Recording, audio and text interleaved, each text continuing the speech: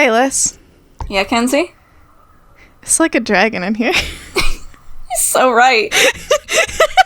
It's exactly as stupid as I expected it to be. Yeah. All right. I think we got it in one. Are you ready to play the whole Yakuza series? Am I ready? Are you? Am I? I think that's a question you and God have to answer. Yes. I'm ready. All right. So we are starting with Kiwami. This was always the plan. It was always This was planned. always the plan. We were doing it in release order the whole time, we promise. So I guess background, now you have played Zero now. Yes. For reasons unrelated to a lost episode. There might have been some technical difficulties. I, much like Kiryu, am very technically inept. We'll get. We're gonna come back to Zero. That's going to happen. But to start this journey, this little documentation of this, we're gonna start with Kiwami 1. Which you know the gist of? I know the gist of. I think I've watched one stream of it before, and I watched bits and pieces of you playing it, and also I've seen the movie, which is the perfect adaptation of that game, from what I understand. Yeah, it's a shot-for-shot remake of the whole plot, for sure. So, I know everything there is to know about Kiwami, but in the spirit of things, I'm going to go ahead and play Kiwami to start. And then I am on the other side of the spectrum. I have played the entire series, except for half of Ishin, because I'm partway through that. I haven't played the PSP games, because I have limits. Wait, and I haven't PSP played the games? mobile game. There are PSP games. There are PSP games. I didn't know this. I don't know if they ever came to the West. If they did, I'm still not playing them, because I'm not emulating the PSP. I emulated Dead Souls, and I'm not emulating another one of these games. I'm not emulating Dead Souls. I'll watch Dead Souls, but I'm not emulating Dead Souls. I'm not putting myself. I watched Kenzie do that. I'm not doing that to myself. Okay, you're a coward. And you have no integrity. I'm a little wimp. I'm a little baby man, and I'm not emulating Dead Souls on my computer, which is Sega's call to go ahead and give us Dead Souls Kiwami. Any day now. I believe. Sure any day now. I believe deep within my heart. Up for a release. I believe it. I believe it within my heart. So we're doing Kiwami because I'm not emulating the PlayStation 2. And I'm not going to make you do that. And why would you? I think in the debate of whether to play 0 or 1 first, we've done a beautiful compromise. It's a good way of saying I've kind of forced our hand.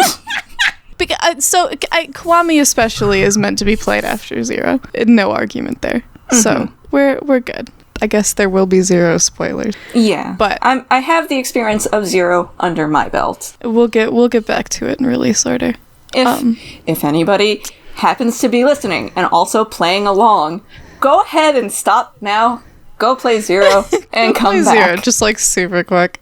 Oh yeah, just do it. Long. Spend a day, you'll get it done. It's fine. Spend a day. Make a day of it. Yeah, we're jumping back into some 2005-ass video game writing. Are you excited? I'm so jazzed. I'm so ready. I cannot wait. Fun. Oh, we're splitting it into fourths. We're doing 3 chapters at a time. Yes. And then reconvening after each one. We're doing check-ins. After every 3 chapters. Little book club meetings. It'll be a nice breezy little time. Come along. It'll be fun. It'll be fun. And I don't have to do Real Estate Royale or the cabaret game. You have to do something worse. Oh, God. We'll get into my opinions on Majima everywhere. I don't know what you're talking about, but I feel so much fear in my soul. Oh, dear. What do you mean? It'll be fun. We'll be back after chapter 3. Awesome. Bye. Good job. Welcome back. Hi.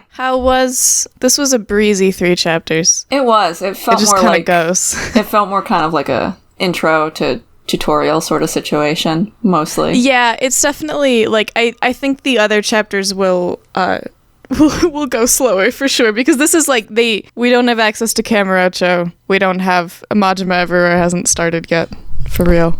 Not yet. No sub-stories. But soon. This is just hammering out plot. And they hammer out some fucking plot. This game is written efficiently. It's so written. Because there's no open access to Kamurocho just yet. So it was a very straight path from A to B. Shot. We start with our cold intro of Kiryu standing over a dead guy. That's crazy. That's weird. Did he kill that guy? That's crazy that he would kill that guy. It's so weird he would kill a guy like that. That's fucked up. I can't wait to hear about why he killed this guy. I don't know, the scene goes hard. I don't have anything enlightening to say about it. But, so we jump to a flashback. It is 1995. And the cold open was also 95. We are back in time to 1 year before I was born. And the year I was going to be born. I was going to be born in a few days on the other side of the world. I am, we haven't met Haruka yet, but my metric of like what year we're in is that I'm the same age as Haruka. So I have like a meter of like how old was I when this game was happening, because I get to look at her. Oh yeah. Anyway, but yeah, so we meet Shinji. He's a little guy. I feel nothing about him. He likes pussy. We know that. He likes pussy. Really. He literally that was a Kiwami edition. It's like mentioned once in the original game, and they were like, we gotta build this guy out more. What if he just talked about pussy all the time? What if he was really just super into pussy? And now we have a character. I guess. Well, okay. He's also very loyal to Kiryu. Yeah, most of his purpose is... So we get... That's his homie. Yeah, he's mostly there to establish Kiryu as like a leader, as a higher-up person. We get sort of a fun contrast to the opening of Zero, where they both start with a collections job. In Zero, it's Kiryu by himself. In this one, he's with his little underling. And Shinji has a line about like, you're way too high up to be having to do this grunt work with me. I'm so sorry that I had to bring you in on this. Like, and Kiryu kind of brushes it off like, yeah, it's no problem, whatever. But like, it's a very immediate, like, he's got some sway. Mm-hmm. And then, but immediately everyone we talk to is like, oh, you're getting your own family soon, right? Like, any day now. Yeah, I can't wait to see how the Kiryu family's gonna work out. That'll be cool. That'll be awesome. Yeah. I think that these, I'm not positive if these were in the original or if these are a Kiwami edition. I need to stop. I don't need to keep flagging which one's which. But the NPCs in the street who you can talk to who are also like, will refer to like Kiryu and Nishiki by name. Like there's very much a sense of like, they're part of the community here and they're known. Mm-hmm. Which is fun. Yeah. It's Everybody's, cute. I like a lot of little quote bubbles coming in where it's like, hey, Kiryu, what are you up to? Yeah, there's That's a lot cute. of, like, as things happen, you'll get, because, like, even, like, when we get later to the murder, then there's, like, people outside being like, whoa, did you hear a gunshot? And, like, wow, that's crazy. What's going on? And, like, there's, the city responds to the things that you do, I guess. Mm-hmm. Which is fun. It's a neat little thing. So on our way back from our collections job, we run into a guy. And he's pissed. A guy... Oh, yeah, I guess... Okay, so first we run into a different guy. Yeah. Who picks a fight with Kiryu, and then his boss shows up, which is Majima. We know that guy. We know that guy. Our favorite silly, goofy guy. Immediate contrast to Kiryu, who's, like, playing very chill and restrained, and then Majima comes in and almost kills someone. Just to set the scene. It's interesting. They extended the scene a little bit in Kiwami for the sake of setting up Majima everywhere, which we will get to. Very excited. But yeah, so we have this bit of Majima trying to bait Kiryu into a fight and failing. But it's funny that you can immediately see, we'll talk about this more later when we get into it, but the Majima that existed or that they wanted to write in 2005 and the Majima they were writing in 2016 are different people. Yes. And that is a problem throughout this game. But it's really kind of magical because this is a stitched together cutscene that it starts with Majima almost killing someone until Kiryu stops him and ends with him like dancing away and clicking his heels. Like you can watch it flip to a different guy. So jazzed to fight Kiryu later. He's so happy to be here. Brother, he's gonna get to fight Kiryu later. Believe you me. But yeah, we get the start of this like through line that is kind of there in 1, but is mostly added in Kiwami and is a follow-up to 0 of Majima. Kiryu's very like noble and upright. And Majima's kind of like, if you keep acting like a fucking hero, you're gonna get killed. And we'll get we'll see how that goes for them. But yeah, once Majin was gone, we head into the bar and we meet Nishiki. Our best, I know that guy too. There's a lot of guys I know in this game. Nishiki. Our good friend Nishiki, who again is immediately talking about, you're gonna get your own family soon, so excited for the Kiryu family. It's gonna be great. I'm so excited with the Kiryu family any day now. And we get Kiryu's been a little hesitant every time it's brought up. He's been kind of like, it's not set in stone yet. Let's not get ahead of ourselves. But he flat out tells Nishiki he's like not sure if this is what he wants. And Nishiki is clearly very jealous and very bitter about the fact that Kiryu doesn't want the thing that he wants. Not only and is the thing that he wants that he believes everybody would ever want, and he does not get it. There is this comes up in Zero too, but is again here of Kiryu being like, the Yakuza are there to help people and like be part of the community and whatever made up bullshit that is not real. Sorry, Kiryu. That he believes. Where Nishiki is more like, it's about power and it's about getting ahead and it's about having a reputation, being respected by people. And so he's like, what do you mean?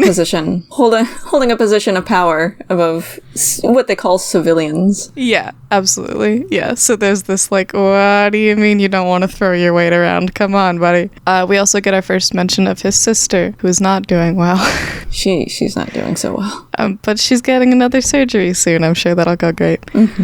And we meet Yumi. But this is going to be we meet a guy. The first chapter of the game. What do you want from me? We're meeting a lot of people. I'm meeting a lot of people. We got there is also Majima makes a comment about, this is a place where your childhood sweetheart works. So we get the established that Kiryu has a crush on Yumi. As much as Kiryu can have something resembling a crush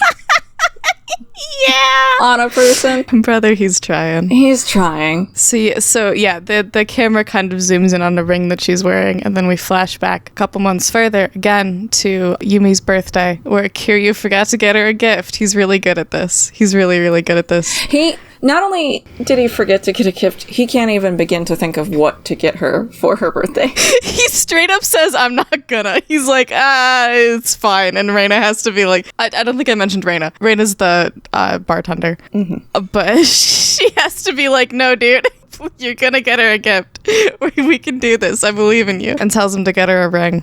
So he runs out to go shopping. It's a cute, it's an endearing moment, but it's also really... So this was also added in Kiwami. And it's really funny that this is the only scene we really get to, build up their relationship. And it's a scene of Kiryu having no idea what she likes or what she would want. And Reina having to, hold his hand and be like... Yeah! How about a ring? Your Nishiki got her a necklace. How about a ring to go with it? And the fact that Nishiki says I got her a necklace and Kiryu cannot think of another another piece of jewelry. Possibly, sir. Probably help.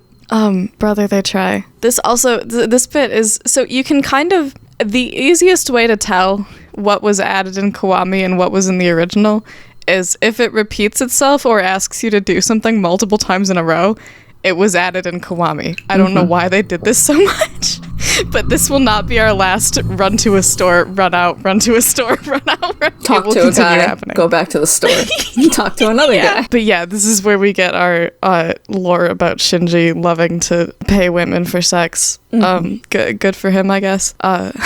Basically, I don't know. Do we need to explain what happens here? Where Kiryu goes to get the ring. He goes to get the ring. Some asshole that takes it to who sells it at a pawn shop within a millisecond somehow. A millisecond, because we are chasing his ass down within 5 minutes. It's not taking that long to find him. And then we go to the pawn shop, but we have no money now. And so we run out to find Shinji, and Kiryu asks Shinji for money, and Shinji's like, wow, are you going to a soap land or something? You must really like this girl. You must really love this, yeah. And then we run back, and then the pawn shop's like, well, I learned that this ring was valuable and in high demand, so I raised the price. So we run back out to Shinji. And then Kiryu's like, I need more money, and Shinji's like, of course. But no problem, dude. But Kiryu's like, there's another guy's gonna get there. Yeah, I need money or else another guy's gonna get there before I do. And Shinji's like, I get it. I understand. Totally. Here you go, bud. I understand. Please. It is good. It's a good bit. I can't complain about it. It does genuinely make me laugh, as stupid as it is. It is. Yeah. I was giggling. I was teeheeing. It's stupid. I love it. So yeah, so we go back, we get the little scene of them giving her their gifts. Nishki's an asshole. Nishki's like, why did he find that ring in the fucking garbage?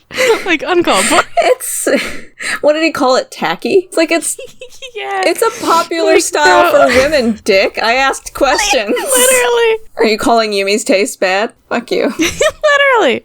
We get one last flashback within a flashback within a flashback where it's layers deep. Where the reason that Reina told Kiryu to get a ring was because she overheard Yumi saying that she would only accept the gift of a ring from someone who she really loved. And then we get a little bit of Reina being like, all right, my birthday's coming up, so Kiryu's gonna get me a necklace, and Nishiki's gonna get me a ring. And girl, she's trying. She's trying. She's not going. She has taste. I respect it. I respect the grind. It's not gonna work out for her. God bless her for playing matchmaker. God bless her for trying. The fact that she's playing matchmaker solely, not solely. I mean, I'm sure she's doing it because she's friends, but the fact that she has a little bit of like, no, I'm gonna help you get Yumi because I got some. Because I leave Nishiki alone. Yeah. Is good. Is a good bit. It is, but it's all there is something very cute and sweet at the whole thing. Yeah, of course, mean, they are for sure. But yeah, so we come out of our layers of flashbacks. We're back to being one flashback deep, if we're keeping count. And we go meet Kazama and Kashiwagi. We don't get much out of Kashiwagi. He says like one line and then leaves. But he's one of Kazama's captains, lieutenants. Oh, don't hold me to that. I don't know the answer. Don't even ask Doesn't me because matter. I can hardly keep track of the fucking build up, like of. It doesn't matter. I don't know how the ranks work. I catch myself. So this was Kiryu and Nishiki are not in Kazuma's family, and I catch myself forgetting that. Sometimes they work. Kazuma explicitly put them in a family other than his, so that they could be their own people. I think that's mentioned later. But I caught myself being like, "Oh yeah, they're under Kazuma, and then Dojima's a rank higher." I'm just making shit up. That's not true. They're under Dojima. Kazama's just there. Anyway, Kazama also owned the orphanage where Kiryu and Nishiki and Yumi and Nishiki's sister. Like all of them, grew up and is kind of a father figure to them. That's about all we get out of him in this scene. Because then we get a call. An urgent call. An urgent phone call. Dojima has taken Yumi because apparently he just does that. He sees a girl he likes and just insists that people bring her to him. For some reason. Well, I think we can imagine the reason. Yeah. But we're just gonna move smoothly past this. Yeah. Kazama, I'm going back and forth between how I'm pronouncing his name. I'm so sorry. Yeah, I think we kind of get who you're talking about. Yeah. We are not calling Kiryu Kazuma. Yeah. That's not happening. Kazama tells Kiryu not to go because he's just gonna make it worse, and Kiryu's like, that's my fucking family. No, goodbye. King shit or whatever. Exactly. It is the nature of the Kiryu to care. It is the nature of the Kiryu to care. And then we're back in our cold open. Almost. So Kiryu gets there, and Nishiki's shot Dojima because he was forcing himself on Yumi. Kiryu takes the fall for him so that he can be with his sister, and in exchange tells Nishiki to take care of Yumi. This decision will have consequences. This decision will affect your future. Yeah, we've got the little Nishiki will remember this. And immediately we jump to Kiryu being interrogated by a detective. We got another guy. Our list of guys is growing extensive. This is Date. Date doesn't believe this shit. Date's like, you didn't fucking kill him, and I don't believe you. And the rest of the police are like, I don't care, and I don't know why you care. Fucking lock him up. Literally, we want to go home. Literally. I wonder about Date, because like how... I think it's implied later that he's been at this job for a pretty long time. So the fact that he's like this rattled and concerned about a guy being falsely imprisoned is like you have to know the score by now, right? Yeah. Is this the first time that you're like, maybe we're bad people? Maybe sometimes we're not right. This is like Date's having a moral awakening. Good for him, I guess. Yeah. And Maybe something will happen in the next, I don't know, 10 years that will Maybe we'll see him change again. things a little bit. Maybe we'll see him again. Who knows? So Kiryu goes to jail. Shinji delivers a note that he's been expelled from the clan, not banished. So the chairman made the call on that, and an expulsion means that he could rejoin, basically, rather than a banishment. Because Sarah is our homie. Well, Kind of. is he? Because then immediately someone tries to kill us and says Sarah sent it. Well, I don't know. I'm not far enough ahead in the game. There are things about this game that I don't know. I'm getting mixed messages about Sarah. Sarah is hot and cold on me. And we'll never know because of we'll events never know. later on. We'll get there soon. Yeah. So then we get our first little added flashback to Nishiki. So these are also a Kiwami edition. We get some backstory on the in-between time for Nishiki. It goes bad. It goes pretty bad. The first scene is everyone being like, I can't believe Kiryu's going to jail and we're stuck with that fucking loser instead. That dude who can't get shit done, you fucking useless piece of shit, Nishiki. Like, oh dear. I miss Kiryu. Kiryu was my favorite. Oh, it does. It's not He was going so good. much better at this than Nishiki. And it goes like that for like 10 years. It goes on for so long. And then immediately he goes and talks to Reina, who, so we heard that Yumi has gone missing. She lost her memory from the trauma and just, like, ran. And so then we get Reina talking to Nishiki, and she drops a, like, how could you let this happen? Which is the wrong thing to say in this moment. God, yeah. Not that it's her fault. She's a little hysterical about She's the a whole little situation, understandably. Aren't we all? But Nishiki doesn't take that Nishiki well. doesn't take it well, no. So yeah, so that's chapter 1. That was a lot of shit, and it will continue to be a lot of shit. There's gonna be so much more shit coming. Things continue to happen. We get Kiryu getting out of jail, but before we get to He got Kiryu, his hair we get privileges a little... back at some point, too. Yeah. At some point in the 10 years, they let Kiryu regrow his hair. They had shaved him, but he has a full head of hair when he leaves. I don't know if you get, like, hair parole. Who knows? I think it's funny to say that they take that away from him. And at some point, he was such a good boy that they gave him hair privileges hair for back. good behavior. I mean, he did. It is noted that, like, the reason he got parole so quickly was because he was super well behaved in prison. Mm-hmm. And after the first assassination attempt, everyone just kind of learned not to fuck with him. So he got left alone, had a very chill time, relatively. But meanwhile, outside of the prison, things are going bad in the Tojo clan. Nishiki has called a meeting of all the heads of the families, and basically is just like, hey, Sarah, so I hear we lost 10 billion yen. What happened with that? Oh, yeah, that was like Nishiki that outed that information. And yeah. Sarah was like, we weren't going to talk about that until we knew more. Sarah's like, I wasn't going to bring that up yet. But I guess we're gonna have to figure that out. I guess we're soon. talking about this. And the fucking look on Nishiki's face in that scene. Also, I think that's like it's the first time you see him after like the 10-year skip, and he's so immediately smug and he looks like a villain. Like, oh, yeah, buddy boy, what happened? What happened? We also get the little reveal that he's been working with the Omi Alliance, who are a rival, not really a rival, but they're a group in equal in size to the Tojo clan, who would benefit a lot if the Tojo clan collapsed. And I don't think it's important to point out now, but Majima is in the Omi Alliance, yes? No, he was working with them in Zero because Shimano pawned him off onto Sagawa, but he is back with the Tojo now. Okay, I'm very bad with ranks and families in this fucking game. Shimano is one of the Tojo clan family heads. Got it, okay. But after Majima was, like, disgraced, he pawned him off over to the Omi. Oh, okay. So that's why he was hanging out in Osaka. The Omi are in Osaka. Oh, okay. That makes sense. Got it.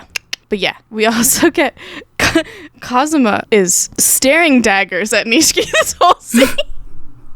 Like, there's clearly beef happening. It's like, what happened to you, boy? He makes a comment about, like, how him, like, throwing his weight around and calling this meeting, like, kind of calls him out on it. Like, there's clearly something happening. Kiryu, meanwhile, is having a Majima moment. Mm-hmm. We get a scripted fight that it's not scripted. You can beat it. It just takes like half an hour. Can you? You can. Specifically, the way that I've seen people do it is if you pick up the like free DLC items from the guy beforehand, from Bob, you get a like fish cannon. It's a shitpost weapon, but it's enough of a weapon that you can wear him down. It takes legitimately like 20 minutes. About as long as the Shimano fight takes. We'll get there.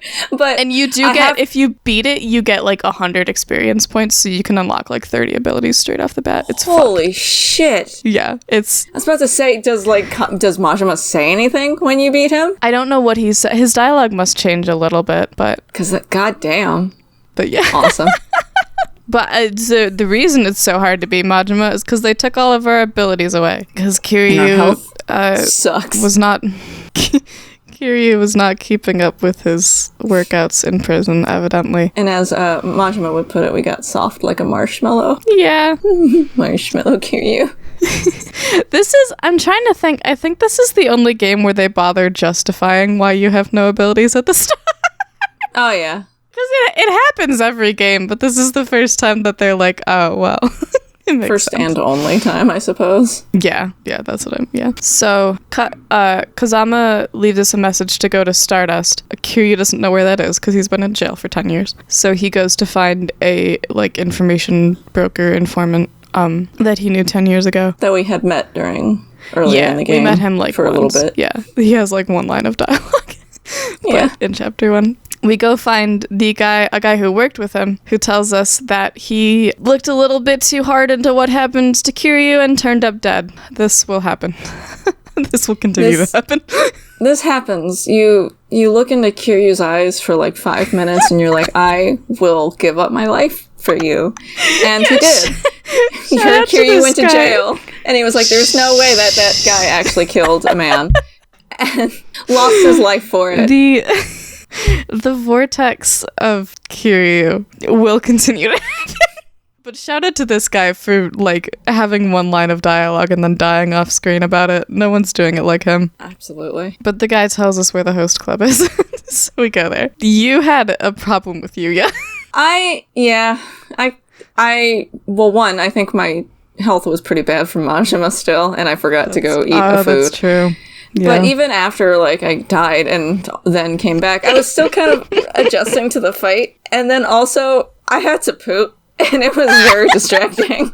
And I had a really hard time. I was like, I'm going to pause, I'm going to go, and then I'll come back. And then I beat him. I just needed a bathroom break. Yeah, that was the ticket. That's fair. I respect that. But yeah, I don't know. I got stuck on that guy. We meet two very nice gay men, Kazuki and Yuya. Kazuki owns the Stardust, the host club, and Kazama helped him get started. Why? Impossible to say. He just was bored and thought that host club sounded like a cool venture, I guess. Good for him. Good for him. He had 10 years to dick around. He was bored. His favorite son was in jail. His less favorite son was killing people. I'm going to invest in the gay community.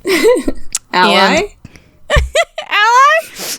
Maybe Kazama has some redemptive qualities. Who can say? Kazuki, there's a lot of K names. Kazuki drops that Sarah's just been murdered. Probably has something to do with Nishiki announcing that all the money's gone. Was this a purposeful outcome? Who knows? Who can say? Who can say? We don't know. Is Sarah added in Zero just to make him look like he's not stupid and useless? Who can say? Maybe. Who can say? Who can say? But we'll come back to it. Kind of sucked because I really liked him in Zero. No, he's really good. Yeah, I liked him a lot. In Zero. He was really good in Zero, and I was like, oh man, I can't wait to meet him again in Kiwami. Yeah, it's really like in Zero they make him like the one person who's higher up and has power who wants to help and does help. And so you get to Kiwami and you go, oh, he's chairman. That's cool. Like he should be. That's a good person to be chairman. And then he immediately gets murdered. There's a lot of characters that if you start from Zero, you meet in Zero, and you're like, shit, I like those guys, or that's an interesting guy, and then you go to Kiwami and it's like, oh, they were just here to die. I'm gonna let you in on a secret. a lot of the cast of One dies. Cool. I'm so excited. But yeah, I do wonder legitimately if they were trying to build him up to explain how he ended up being chairman. Which, admittedly, was an interesting way to do it. Mm-hmm. And I did like him. And I was kind of sad to hear that he died. So yeah. Maybe goal was accomplished. Maybe. But yeah, we get some of Shimano's men come charging in to attack Kiryu, and we get saved by Shinji. Whoa, Shinji! My little guy. Our good friend Shinji is back. 10 years later. Shinji, our good friend Shinji. In his same shitty purple shirt, but now with a trench coat. But he has a cool jacket now to show the time has passed. Jacket.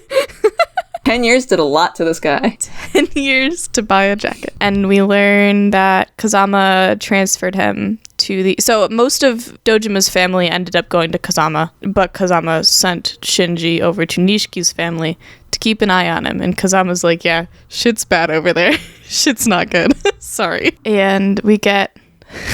Speaking of Nishiki, we get another little flashback. This one is kind of heartbreaking. It's a little bad. It sucks. It's a little dire in here. Kashiwagi giving Nishiki the news that he's getting his own family because Kazuma can't take in Kiryu when he gets out for the sake of just his image. Basically, he's like, I can't take in the guy who murdered Dojima, and that because it makes sense because after Dojima was murdered, Kazuma got his whole family and all of his influence, so then to take Kiryu back would kind of be like admitting that it was an assassination unintentionally. It's fair. It's a very understandable move. But yeah, so Kashiwagi is like, you need to start your family so that you'll be the place for Kiryu to go when he gets out. You can take care of your brother, and it'll be such a good reunion. And Nishiki's so genuinely excited and happy about it. He can't wait to help his brother, and he can't wait to have his own family. And and I bet you he's so excited to have a family with his brother. Before disaster. He's so excited to have his own family with his brother, like he's always wanted. It's so... Also, the fact that Nishiki was not in line to get his own family until Kiryu is gone is not explicitly brought up, but that's gotta be burning a little bit. Well, not in that moment, because he's really happy. Not yet. Not yet. And I'm so sure it's a thought that gets brought up later. I'm sure. So, they're having Sarah's funeral. Kazuma will be there. We're gonna go talk to him. We're gonna go because surely he'll have something helpful to say. That's her dad. He always has the most helpful and best advice. I immediately tried to talk to every NPC in this stealth bit, and one of them was like, you need to leave. You have to go. So don't do that. You are very suspicious. Please exit the premises. I did so you get you sneak around the back a little bit, and then they're like, you can't come in until you sign the guest book. It asks if you want to put a fake name or sign as Kiryu, and I immediately picked Kiryu, of course. And the guy looks at it and goes, like the guy who killed Dojima, and if you say yes, they do in fact kick you out. Shocking. I know. I picked fake name, and then they were like, what family do you come from? Yeah. And I forgot what the choices were, but I picked formerly Dojima, and they're like, okay, cool. That's fine. The answer was the answers were formerly Dojima or Kazama. And I think if you pick Kazama, he asks you about someone who's still there, and then Kiryu's like, oh fuck, I have no idea. And gets kicked out again. For the record, if you sign Kiryu and then say, no, I'm a different Kiryu, he goes, oh, that's crazy. Okay, have fun. What a coincidence. What a crazy coincidence. So we get in, we talk to Kazama. Kazama's like, yeah, dude, he went fucking crazy after you all were gone. He has a line that he says, something along the lines of, there was nothing I could do to stop him, which I think this game doesn't get as critical of Kazama as there will later. You even get a little bit more of it in Zero, but I kind of wish that this was expanded on a little bit, because he just kind of brushes it out. He's just kind of like there was nothing I could do about it. He totally gave in to his demons. And You did nothing? You didn't talk to him at any point in, like, the 10 years where this was happening? Or, like, guide him? Or it's like, any of that? The fact that his way of, he says there's nothing I could do is an interesting word choice, because I believe him that he is not emotionally equipped to help. I believe him that nothing he could have done would have helped. Oh, yeah. But it's also like, you were the only family he had left, and you failed. Does that burn a little bit? Does that haunt you? I want to know that haunts you. Yeah. It's like, did you try at any point? Or... Yeah. Like, it doesn't... It's fairly obvious that he probably didn't even... Yeah, we get, like, a smidge I get maybe if his hands were, like, tied, that he might have couldn't, like... Yeah, we get a little bit more of it in the flashbacks to Nishki's. Yeah, it's just very much like, it's a thing that this game doesn't get into, because Yakuza 1 was not the kind of game to get hung up on emotional character stuff that's happening in the background like that. But I feel like if this game was written later in the series, we would have gotten into that more. This is interesting. I don't know. I have thoughts about Kazama. And I am excited to hear them. And then he gets shot, and Shimano walks in and is like, again with this? Again, you do that? Are you just a captain killer? What are you doing, dude? What's your deal, dude? What's your problem? And then he jumps out a window. And then, Kiryu jumps out a window. We fight our way out of the Tojo headquarters, not for the first time if you've played Zero, and not for the last time. It's just all the best brawls happen there. That it's a good place for a fight. I don't know what to tell you. I think my favorite of the smaller fights was Majima, who he just shows up, you kick his ass, and he's like, all right, I did all I was supposed to do. Have fun, basically, bud. Shimano was like, go try and stop Kiryu, and he's like, well, I tried. I did my time. I'm clocking out. Good luck. Shimano's outside. Have fun. So we get our first boss fight. And it's Shimano. And we were both having a great time.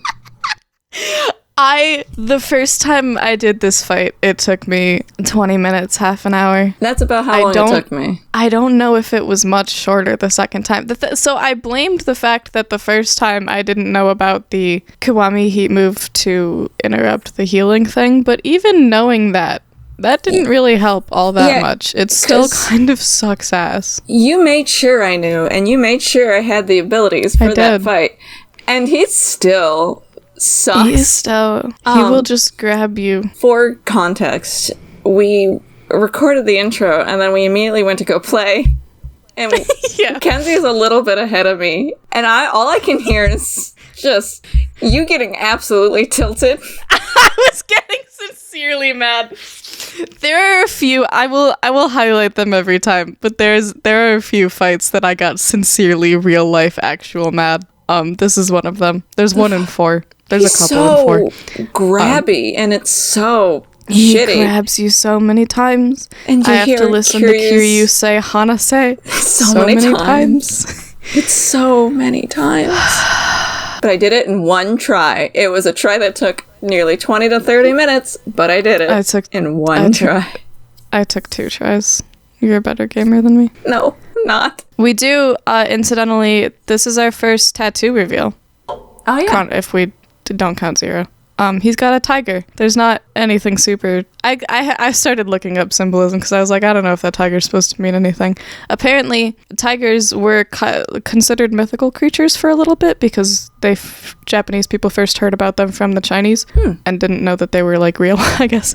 And they are considered a creature whose strength can rival a dragon. So there's something. Oh, that is cool. Yeah, fun facts. But yeah, that is our end of chapter 3. We did it. We did it. These first couple chapters especially move fast. There's a couple chapters later where I remember there's more like dicking around and time wasting. Oh, it was at the end of chapter 3. It was you beat Shimano and jumps into a car that's there for him, and it's Date at the driver.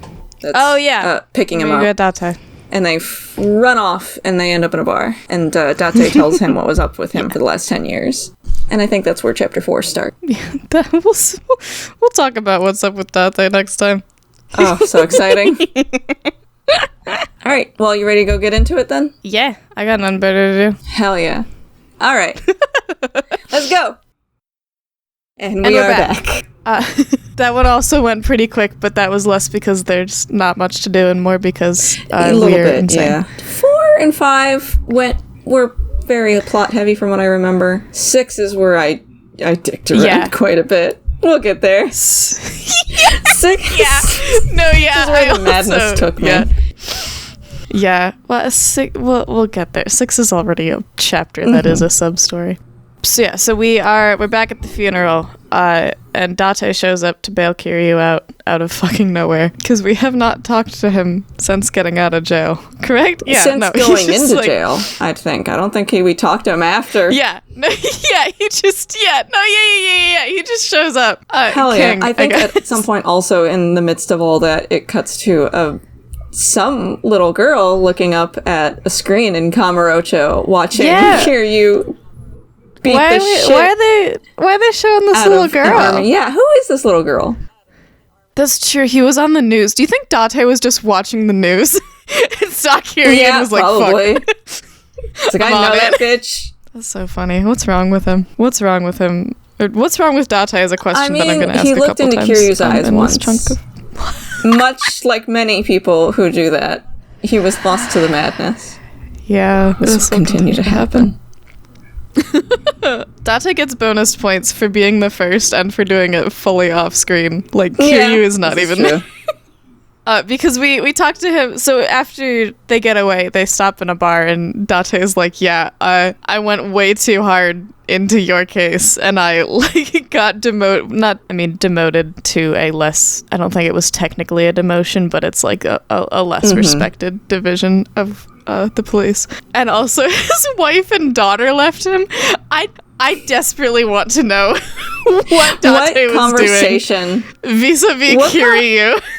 That was so insane that his wife... What conversation happened between him and his wife that led to that? It's like, you don't understand his eyes. What happened? He's crazy. He gives... Well, Kiryu agrees to help. Date's still looking into the 10 billion that have gone missing. And Kiryu agrees to help because it's probably connected to Yumi. And Date gives us a cell phone, which Kiryu does not know what to do with. The way he is holding it and looking at it, it's like, I don't... What?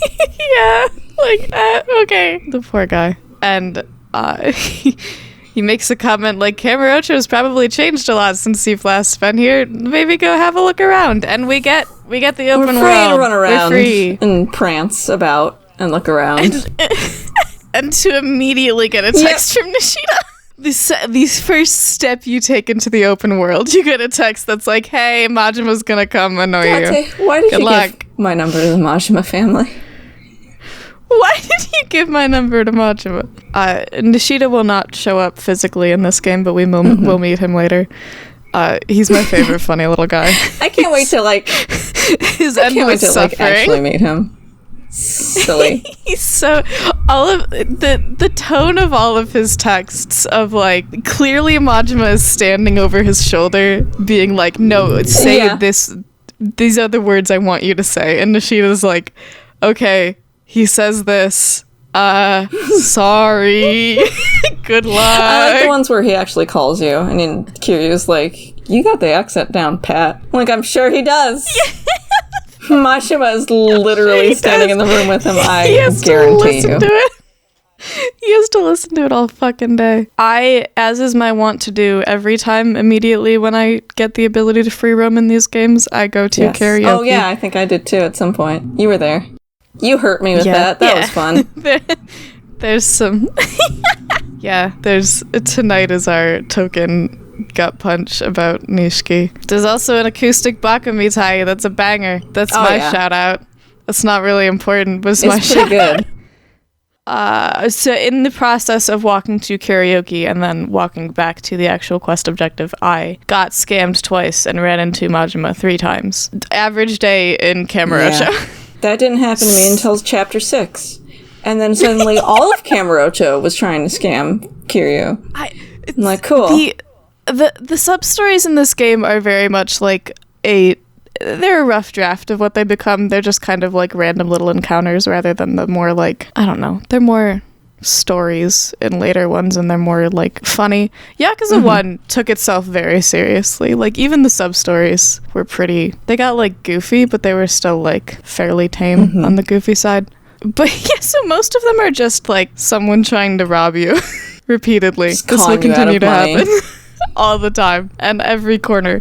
There was one, there's a guy who stands on a street right south of West Park, and every time, and he just is like, you have to pay $10,000 to get past me. This is my street. And because every time I talked to him, I was just like button mashing to make him stop talking to me. I kept hitting to pay him. So I paid him like three times before I picked a fight with him.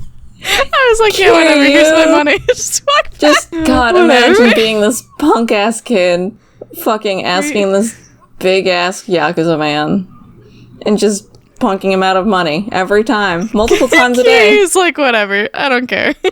I got places to be. Here you go. I cannot imagine living in this fucking city. We get back to Serena, or we go to Serena for the first time.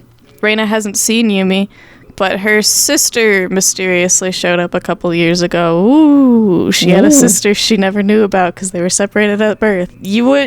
You don't know her, but she looks real similar to Yumi. So she must be her sister. So she must be your sister. Can't argue with that. And she has a bar now, but Reina doesn't know where and hasn't heard from her in a while. Reina also asks Kiryu, like, hey, are you going to ask about Nishikiyama, or have you already heard? Kiryu's like, yeah, we've been over this. Funeral. It didn't feel good to see him at the funeral.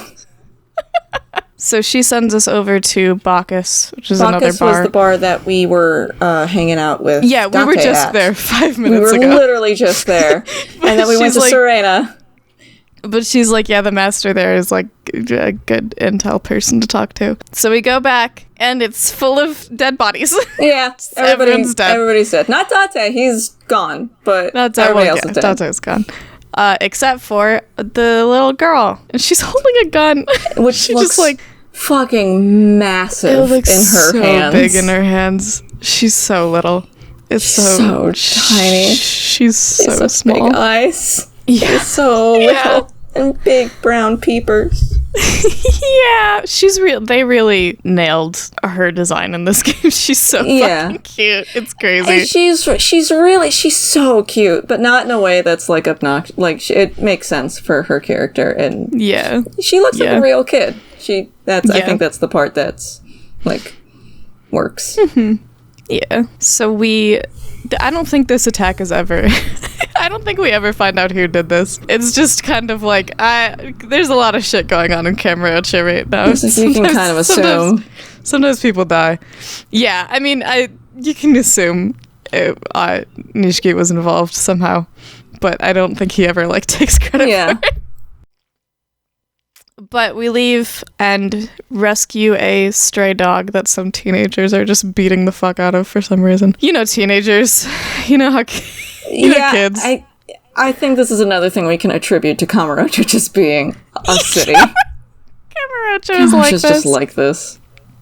As we're helping the dog, we pull out of Haruka that she lives at an orphanage, and she has an aunt named Yumi. Whoa! Hey, we know that name. Whoa! And then she passes out before Kiryu can clarify anything. So we carry her. And, so as we're carrying her back to Serena, we get in multiple fights. So many goons and haters just want to kick your ass, even though you are physically holding a child in your arms. The thing is, there are points later where people are explicitly hunting down Haruka. So it makes sense that people see Kiryu and Haruka and, want to start shit. But these guys are not after her because they let you set her down off to the side of the street. Right, and they don't go after her. You. They just want to kick your ass for whatever reason. It's not after her. They're just extreme haters and don't care about the child. The literal passed out child in your arms. They just want to cave your face in for whatever reason. Man, whatever. Fine, I guess. Whatever. So we get back to Serena, and when she wakes up, she tells us that she's Mizuki's daughter, but she's never met Mizuki. She's only met Yumi, who would bring her letters and gifts passed on from her mother. But she knows where Erez is, and so she takes us there. Her mama's bar. Yes, and it is up the Millennium Tower. And on the way, we get accosted by a cop who's like, "Hey, is that your kid? Hey, why do you have this kid? Hey, what's your deal? What's your deal with this kid?" What's the relationship between you and the child? And Kiryu, no matter, you get a couple dialogue options, but no matter what you answer, Kiryu's just like, "We're gonna run. We're gonna bail. We gotta get out of here." The panic in his eyes makes the cop all the more suspicious. And Haruka has to step in and be like, "Hey, can you not make fun of my dad, please? He's doing his best. Don't bully my dad. Please don't bully my dad." And so they get away from that, and then Kiryu comments on how she's a great actress, and where'd you learn to lie like that? And she's like, don't worry about it. And says she'll be up on the stage one day, which I don't, once again, I haven't gotten really past one much more than any, but I've got a general idea of what that hints at. So I'm shaking in my boots. I also love, she's like, "Of course the answer is yes, this is my daughter. We look like that's the most normal reason for us to be walking around." And Kiryu's like, "That's crazy. I never thought I'd be old enough to look like someone's dad." It's like, brother. You are in your 30s. You are 38. I have bad news for you. So we get up to the bar. It's super pretty. As a side note, it's got like an open pool for some reason. No idea. It's the whole floor is her bar, and I'm like, that's quite fancy for a bar. It's like, if it was a restaurant, sure, but like, wow, okay. Rent must be insane. But as we are looking around, there's a picture of Mizuki on the wall. I was trying to think of which of them it was. There's a picture of Mizuki on the wall. You can tell Kiryu's it's her tattoo and all that. Yeah, she has the tattoo. Kiryu makes a comment about, like, she doesn't look that much like Yumi. Like, okay, buddy, whatever you say. Bud. But as we're poking around, Date calls. I don't remember exactly what. Something along that they've figured out that Yumi and Mizuki stole the money. And then I don't remember. He gets that call, somebody approaches and comes up the elevator with a bunch of friends.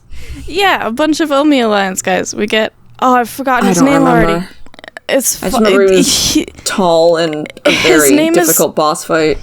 His name is not worth remembering because he's not like an interesting character, but he shows up again in 2 and he shows up again in Dead Souls. Cool. So but yeah, no, that fight kind of sucked. Also, fights start sucking less throughout this. Early Kiwami boss fights just suck ass. They're a little tired. I've started getting towards the end of like this section is when I started getting to like, oh, this is a game that I enjoy playing and I have things that I can do. That's nice. We fight those guys off and we get another Nishiki flashback. How are things going with him? Checking in? I'm bad. Okay. So his sister needs an organ transplant. She's kind of at a do or die moment. And the doctor's like, man, there's wait lists. There's no way this is going to happen. And Nishiki's like, I'll give you any amount of money if there's anything you can do. So the doctor says that there's black market ways that they can get around it, but he needs 30 million. And so Nishiki goes to, what's his fucking name? Mitsushige? Matsuhige. I was so close. Matsuhige. So close. Who's one of his men who sucks and is an asshole, begs him any means necessary, just get this money. Which I'm sure will go well. Any means necessary. I'm sure it'll go so not a great thing to say to a Yakuza, but here we are.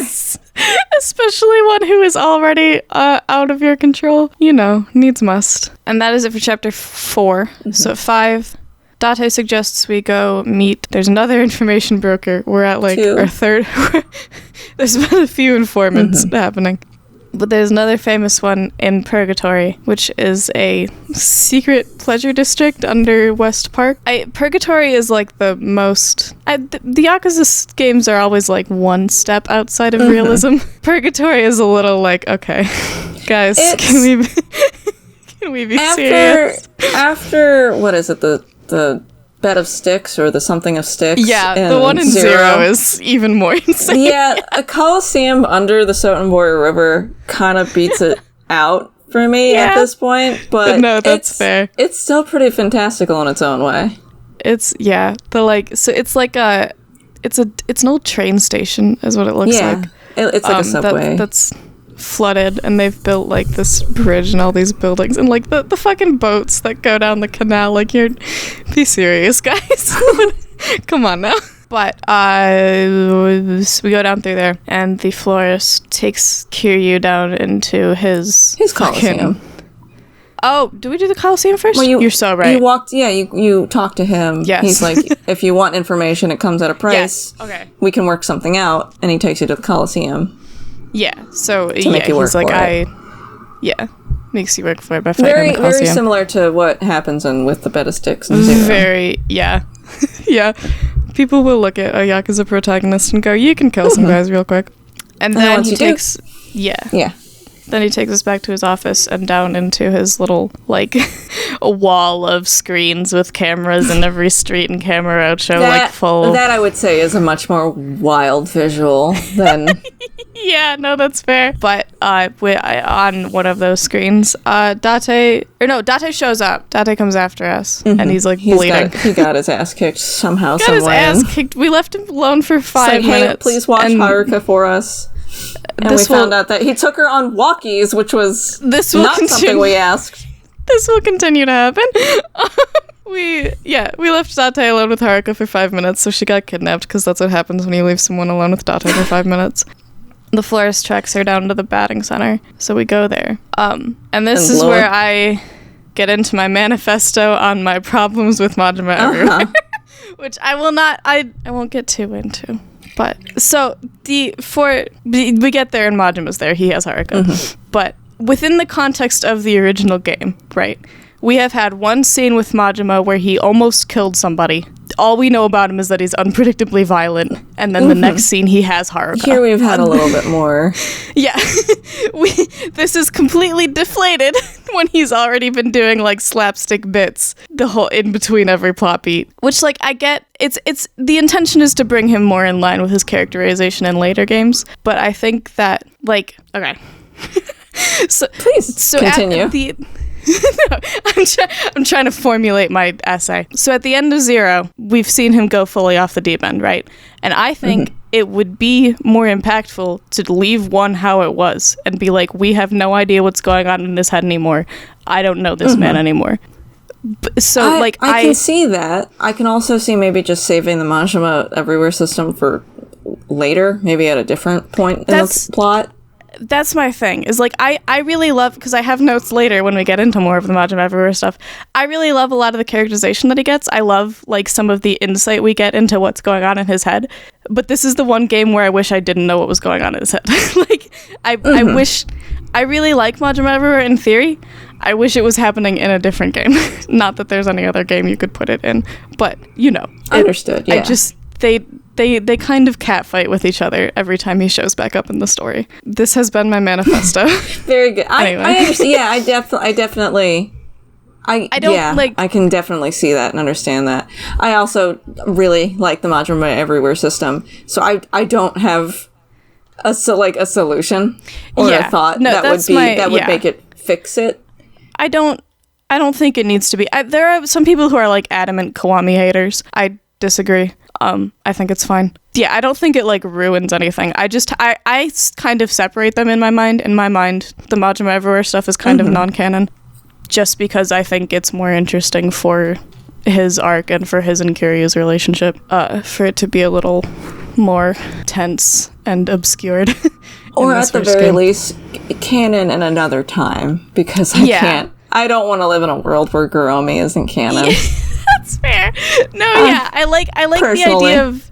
No, for sure. I like the idea of them having, like, goofy shenanigans like that. I just somewhere think else, that, like... in another time, in a more inappropriate moment, probably. Yeah. Anyway, all of that aside. We have another pain in the ass boss fight to do. We have another pain. Yeah, I know. I did struggle with this one a little bit. I do have a fun anecdote with this one. So it's Majima and a bunch of his goons, and I usually really have a hard time when there's like one really tough boss and a bunch of like goons going after you. The way that he will launch himself across the arena at you when you're fighting someone else was making me crazy. It's insane. So I was struggling with it for a bit. I was, kept dying and whatnot, and a friend that I was streaming with Friend of the show. Friend of the show. Had suggested, is like, oh, you went to Bob Kiwami and you have some of the weapons. Why don't you try those out to, like, do some crowd control? Did you kill him with the fish cannon? Here's the thing. I didn't know it was a cannon. I thought it was a fish. I thought it would be like a claymore you swing around. And I ran out of bullets with the model gun. So I was like, oh, let me try the fish. That'll be funny. I'll just swing around the fish a bit. And it's a cannon. And it exploded everyone. It killed everyone. Yeah. And I just think I cried laughing. Yeah, it's pretty fucking good. Killed me. I think after about 5 tries, I got there in the end. We got there in the end, by God. By God, with the help of that damn finished cannon. This is not a podcast about being good at video games. No. God, no. That's really funny. I haven't used the fish cannon yet. I think I pulled it out during the final boss fight my first playthrough. I can attest from experience that it's very good with crowd control. So good to know. I'll keep it in mind. Keep that in mind. And then post the fight, we get one of Majima's underlings. Oh, this was my other thing. Just speaking of Majima characterization issues, not to harp on this, I'm so sorry. No, please.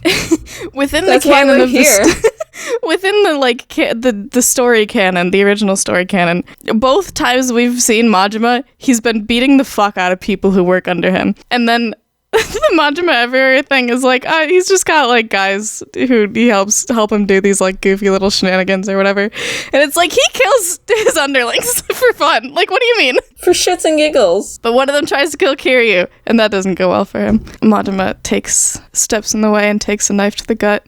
Under the insistence that he's gonna be the one to... Yeah. That he's the only one who's allowed to kill Kiryu. Yeah. We'll see how that goes for him. I just kind of realized I did a bunch of my Majima Everywhere stuff after this had happened, which is very funny in context. Yeah, so the little peek behind the curtain, the original game kind of pretends that he dies here. And when he shows back up again, it's like a surprise. They had to add some stuff to work around that. In this version, we'll get there. It's other things that I have issues with. It'll be fine. But yeah, R.I.P. Bozo, you will be missed. So we get Haruka back. She tells us that somebody visited her and said she has a pendant that's worth 10 billion yen and to give it to Kiryu. And we get I don't know or remember who that is, and I know you said you don't remember who that is. I think I remember now, but it does not tell us at the time. Cool.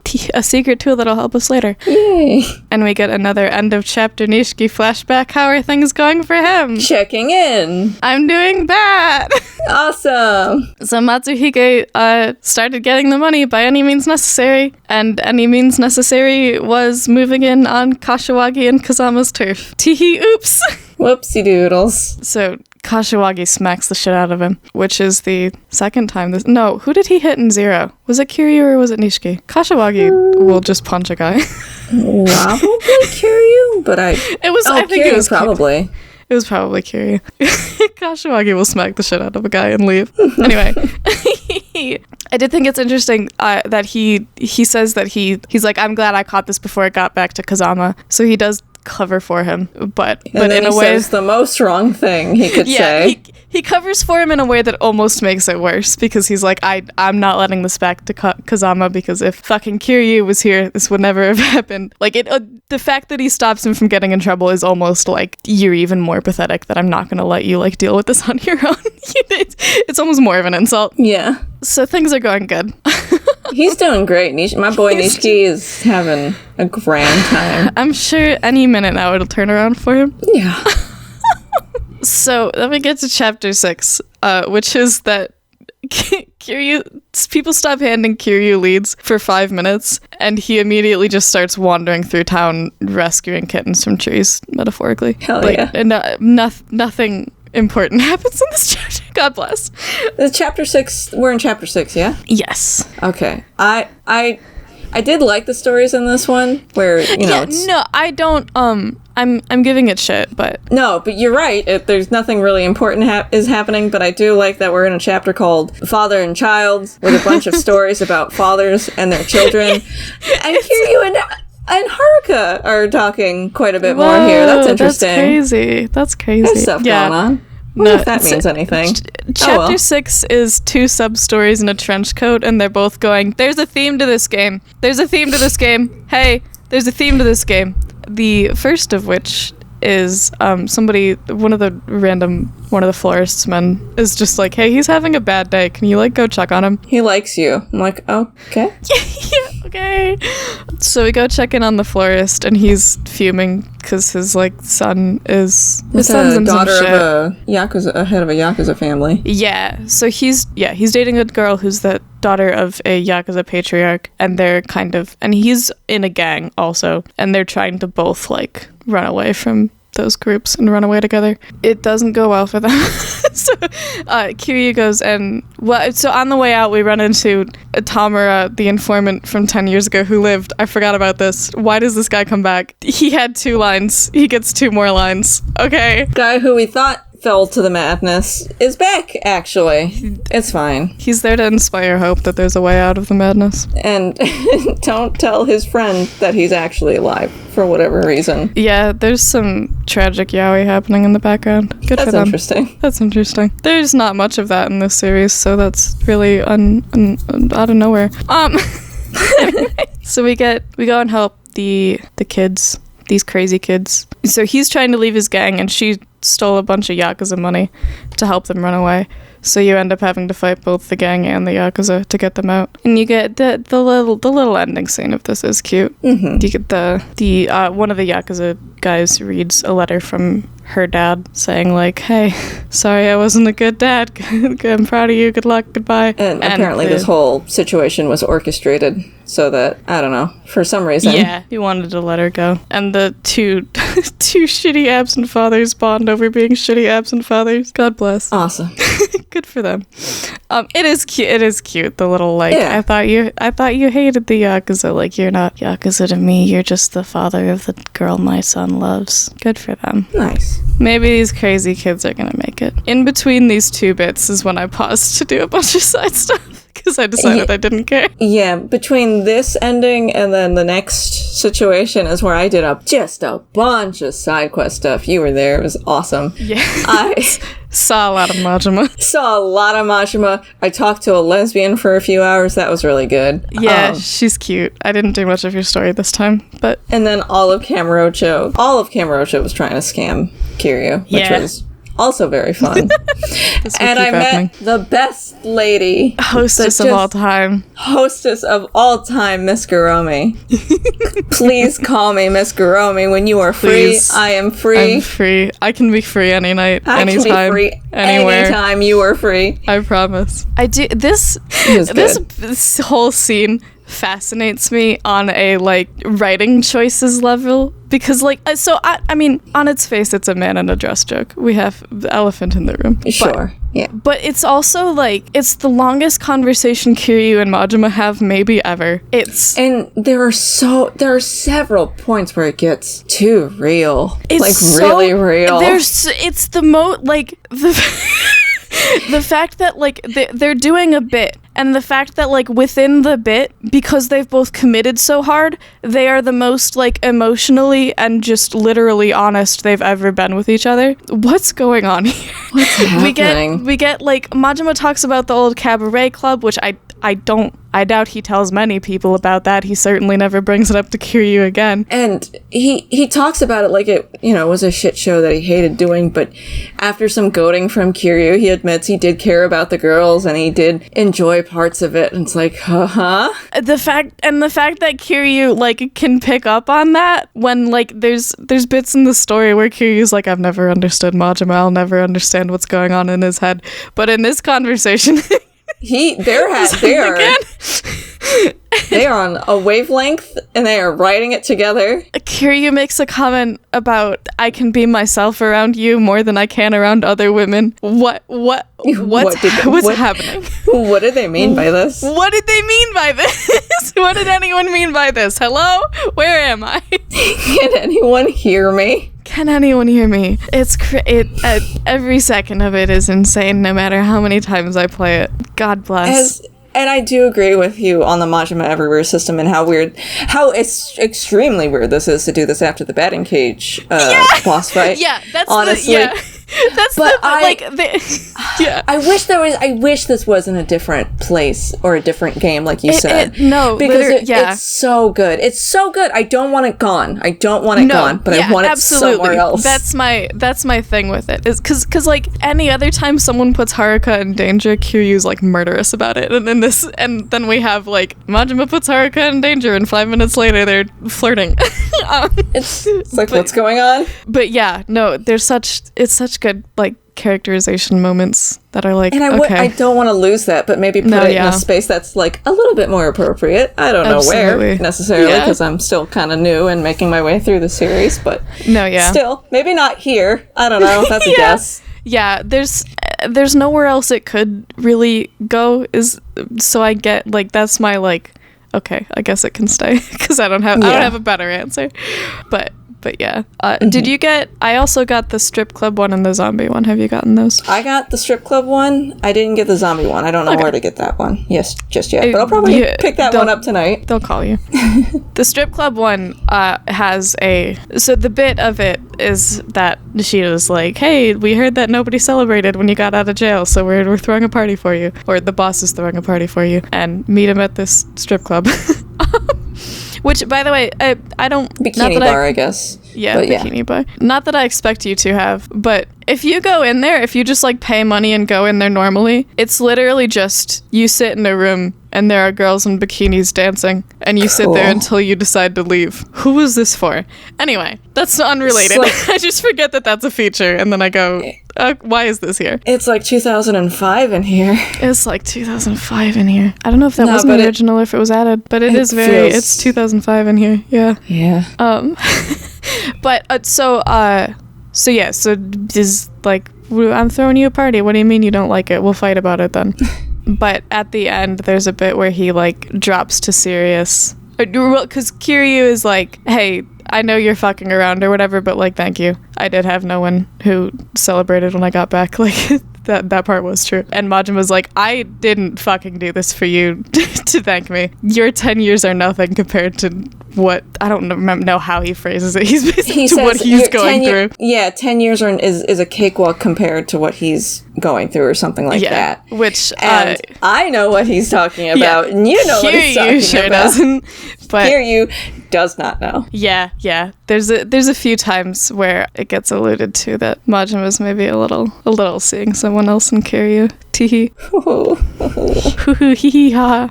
Did we have any? Did you? That's the end of my notes about side stuff I did in between. I was mostly trying to concentrate on Majima Everywhere stuff to level up, and also I wanted to see Kiwami, and I did talk to Rina a few times, which is the lesbian at the same hostess club. She's cool. I like her. I like her a little bit. It's something fun. LGBTQ is happening at Shine. Yeah.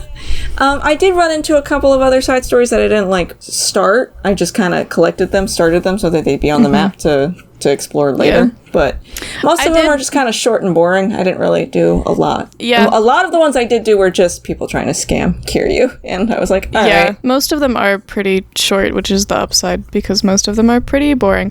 I did a bunch of them because I realized that they gave experience, and I was struggling for experience for a little while. But yeah, there's not many that stand out. Kamurocho and his mother wanted to scam Kiryu or beat me up.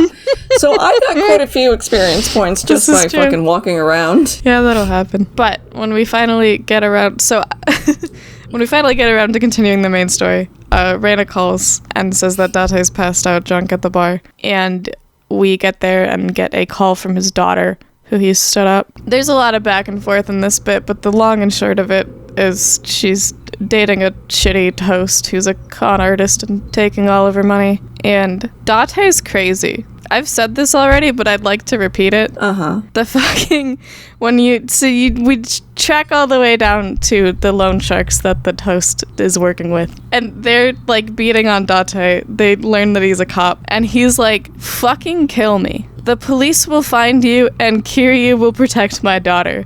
I don't care. Kill me. The madness is taking him slowly. Like, okay. Go off, I guess. That doesn't happen. But just, like, it was such an escalation of, like, because I was expecting at any point to Kiryu to walk in and save him. But he lets it happen a bit, and so that the daughter can sit there and see how dedicated he's trying he actually is. Damn. Yeah, Kiryu wingmanning. But I also, they're getting back to it being like 2005 in here. Sometimes a man will do something heinous in these games, and I have to figure out whether the game wants me to think of it as heinous or whether the game wants me to think of it as complicated and emotional. So Date smacks his daughter. Yeah, I'm sure there's like a part of the game that's like, yeah, she needed sense slapped into her, I guess, but also it was Date that kind of drove her to be dependent on the host in the first place. So, like, that was stupid. The like 3-second clip of he hits her and then his immediate next line is, I'm a failure of a father, and I did laugh out loud at that back to back. Like, okay. Okay. Because he does immediately go like, I wasn't there for you and that's what drove you to this and I'm sorry. Like, okay, then did we need to start with the smack? Whatever. Was the physical assault, like, necessary? Was it necessary? Whatever. 2005 writing. Yeah. But, so he thanks Kiryu, and Kiryu is like, yeah, sure, whatever, walks away. He doesn't say yeah, sure, whatever, but he does in my head. He's like, alright. We get, I was gonna say my favorite Nishiki flashback, but not quite. We'll get to my favorite. Checking in again. Checking in. It's bad. Yeah, so Shimano is talking to Nishiki and is basically like, oh, things are going to shit? That's what I expected to happen. Because Kazuma gave you these men that you couldn't control on purpose because he wanted you to fail. Which I don't think is true, but I think it's interesting that, like, so Kazuma sure ain't doing much to, like, prove him wrong, is the problem. No. And I do, like, I get, like, I think Kazama sucks, sure. But also, if he stepped in more to help Nishiki would only look more pathetic. They are both kind of backed into a corner where the only thing he can do is give him these men and have him sink or swim, because the organization that they're in and the life that they lead has put them in a situation where, like, emotional... It's the Yakuza, baby. Yeah, emotional support is not an option. Yeah, I feel that's going to be a theme we see where... Yeah. Hey, these games are about toxic masculinity. Sorry. We snuck it in. Whoops. You thought it was about cool men punching each other. Wrong. It's about how cool men punching each other will destroy themselves. Enjoy. I also, Shimano drops the line, a little bitch you can't pull the trigger won't last long. I wonder if that'll pay off in some way. I do, it's interesting. Also something interesting about saying that to Nishiki. Nishiki, who has pulled the trigger, yes. Who has pulled the trigger. Yeah. There is this also, like, in addition to everything else, in addition to everyone, like, wishing that Kiryu was here instead of him, there is also this thing where, like, Shimano says that, like, Kiryu's reputation has never been better. Like, even though he killed the leader, like, that just increased his street cred, and your reputation is everything here, and whatever. So there is, like, almost this, like, undercurrent of Kiryu stole that from you. You could have... He took that from you. Yeah. Was he doing it to protect you, or was he building up his legacy and leaving you with nothing? Who can say? Who can say? He started with one perspective, and you are slowly seeing it twist into the other, and it's great. The descent in the madness is awesome. I think it's interesting that for as much as, like, these cutscenes are just Nishiki getting beaten down repeatedly and looked down on repeatedly, he did, like, what he's doing now sucks, but he found a way to survive. Like, this is what success looks like, is betraying everyone you love. Hey, do you think the Yakuza is bad? Do you think the Yakuza is bad? Do you think the Yakuza is a bad organization? Do you think Do you think maybe that they're the bad guys? And Kiryu will take a couple more games to learn this. Yeah. And I can't wait. But yeah, unless you have any other thoughts, that is where I talked about pretty much all the side stuff I did. I think that was where I left off pretty much. Wahoo. I'm very excited to get back into it. We're halfway. Halfway! Yay! Almost. I guess technically there's 12 and then the finale, but fuck it. We're halfway. Well, yeah, we're halfway. Look at us go. We're schmoving. See you later. We are back yet again. Hi. And at the start of chapter 7, we immediately get some grim news from Date that Mizuki's dead. Oops. Whoops. That's whoopsie. Unfortunate. I'm glad we're telling this to Kiryu in the same room as the sleeping child. Yeah. That's a good idea. We don't need to tell her about it. It'll be fine. Mm-hmm. So Kiryu recognizes that there's a signature on the tattoo for Utabori, the guy who did his tattoo. And we go over there. And we get a whole side tangent history lesson on Kiryu and Nishiki's tattoos, which is fun. It's spelling out the metaphor a little ham-fistedly. A little blatantly, but pretty cool I'll still. allow it because it's fun and it works. I do like the tattoo lore. I think it's very cool and interesting. Yeah. And this is one of the few times that they like emphasize it as much as this. Mm-hmm. And we do get a very interesting phone call while we're there too. Oh, we do. Well, yeah. So we get Nishiki calls and I love his fucking like. Kiryu's like, how did you know to call me here? And Nishiki's like, oh, information just comes to powerful people, and I am certainly one of those now. I'm like, so okay, powerful. Buddy. Okay, buddy, let's cool it. So the fact that the thing about the tattoos that's funny to me is the fact that they're like a little bit meta, because on I don't think there's ever a point where the tattoos are wrong about the character, so they are a little whatever, but it does also mean that at some point at like age 20 this guy looked at Nishiki and said, I'm gonna give you a koi, which means that you will permanently be under your brother and unfulfilled, metaphorically. In other words, your ass is not getting over the waterfall. Your ass is not getting over. Like, even if you surpass Kiryu, even if Kiryu's dead in the ground and Nishiki is the chairman of the dojo, there's still a fucking koi on his back. Like, yeah. There is no way out for you. Good luck, sucker. That shadow will always be over you. And Nishiki, age 20, was like, cool. Okay. Let him do it. Sure. Rough fucking day leaving the tattoo parlor. Like, Kazuma goes like, hey, show me your new tats. What'd you get? And they both turn around and he just goes, oh. It's cool. Okay. It's cool koi. I like your koi. It's really cool. Real uncomfortable dinner table conversation the night after they get their tattoos. It's good. It's a good bit. I like it. I like it a lot. It's pretty good. But yeah, so Nishiki calls and is like, hey, we need to talk in person. He like makes a snarky comment about, did you hear about Mizuki yet? Yeah, dude, cool. Yeah. So Kiryu goes back to Sereno and tries to sort of shuffle Haruka off so that she's out of the way. And she's sick of that shit. So she blows up at him. Understandably. Yeah. Oh god.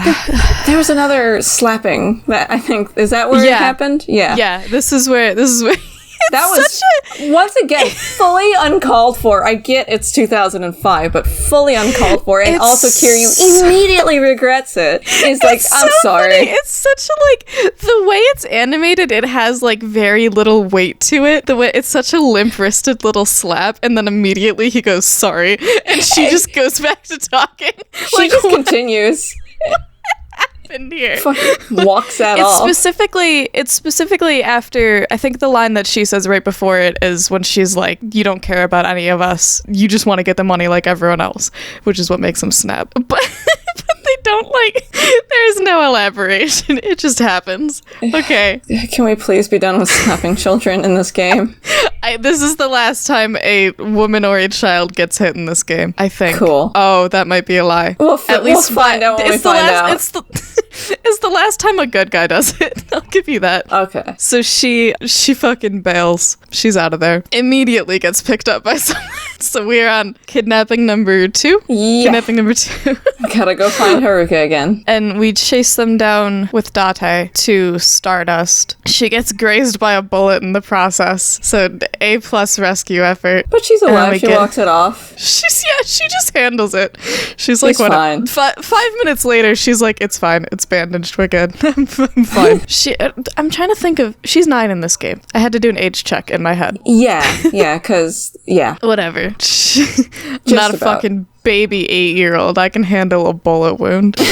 But we get cute, sad. Kiryu finally tells her that her mom is dead. Oh, it's so tender too, the way he holds her tiny little hand, and she touches his big ass head, and I'm sorry I couldn't save her when there was nothing you could do. We have no idea what happened to her.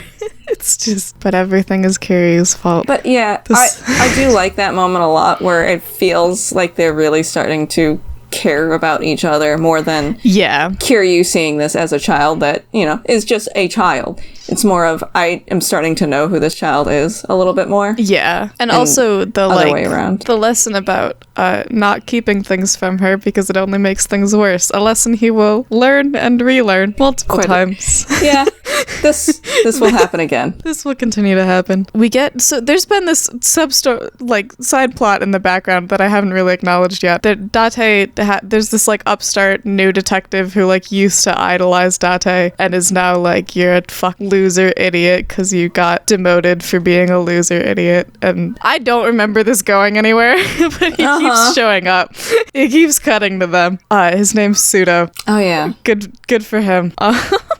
I don't remember. So that's my token plot line I completely forgot existed. That's kind of that's like a plot line that happens, and I understand it and remember as it's happening, and the minute the scene is over, it's gone. It's gone from my mind. I don't care about cop drama, which is going to be a problem as this series goes forward. Yeah. Meanwhile, Kiryu takes Haruka out on the town for a bit to try to cheer her up. I had fun with this part. You did. Yeah, you went sub-story hunting, which I didn't know that the sub-story existed. Apparently there's a couple sub-stories you can do to go with her, but I just did the one, and I also took her to karaoke, which I thought was fun. There is a song that you need her to go do to get, if you want to complete the karaoke catalog. And that was cute. That was very fun. I really enjoyed that. Yeah. And they're fun. I love it when she's like, now I want you to sing for me, Kiryu, and yeah. Oh, it's so fun. They're so good. I was going to say, after karaoke, I went and did the sub-story. There's a special sub-story that you can only do with her when you need to go find a wrestler that used to go hang out at Sunflower and help out with the kids. And he's a little bit down on his luck, and it's pretty cool. And it has full rendered cutscenes to go with it. Yeah, it was there's a lot going on there. It was wild. I had no idea that was there. It's a pretty short and sweet sub-story, kind of, it wraps up pretty quickly, but it's interesting. It's fun. And you get to hang out with Haruka, but she gets fucking pushed again. Can we please stop slapping and pushing the child down? Can we please setting her on the curb and shooting her? Can we just be nice to her for 10 minutes? It is a good one though. It's Bet on a Champ, I think. I do, in the vein of them bonding, I really liked, there's a little ambient conversation as you're walking around with her where Kiryu is he says something about do you have a cell phone? Date said all the kids have cell phones now, and she's basically where would I get a cell phone? I live at an orphanage. I don't have fucking parents. No. All the other kids have cell phones. I don't. And Kiryu says something about oh, I guess everyone isn't really everyone, is it? But I like the little he's I don't know how to connect to a normal child, and Haruka's basically is the normal child in the room right now? They're both a little out of touch and weird and more alike than they maybe realize. It's cute. Oh, it is really cute. There were some really fun little conversations. I can't remember where we got to the subject, but it was on the way to the karaoke place. I remember they brought up something. I think Haruka was confused about some of the stores that are not open during the day. And, she's I saw a cool toy store, but it wasn't open. And it's in Kiryu's that's an adult toy store, and you're not allowed in there. and whatever. And she's like, but what do you mean? Adults don't play with toys. Adults don't play with toys. And he's like, how do I explain this to a child? It's really good. And I really liked this part where you got to like actually hang out with her and do stuff. Yeah. That was fun. It does feel like they've fully imprinted on each other.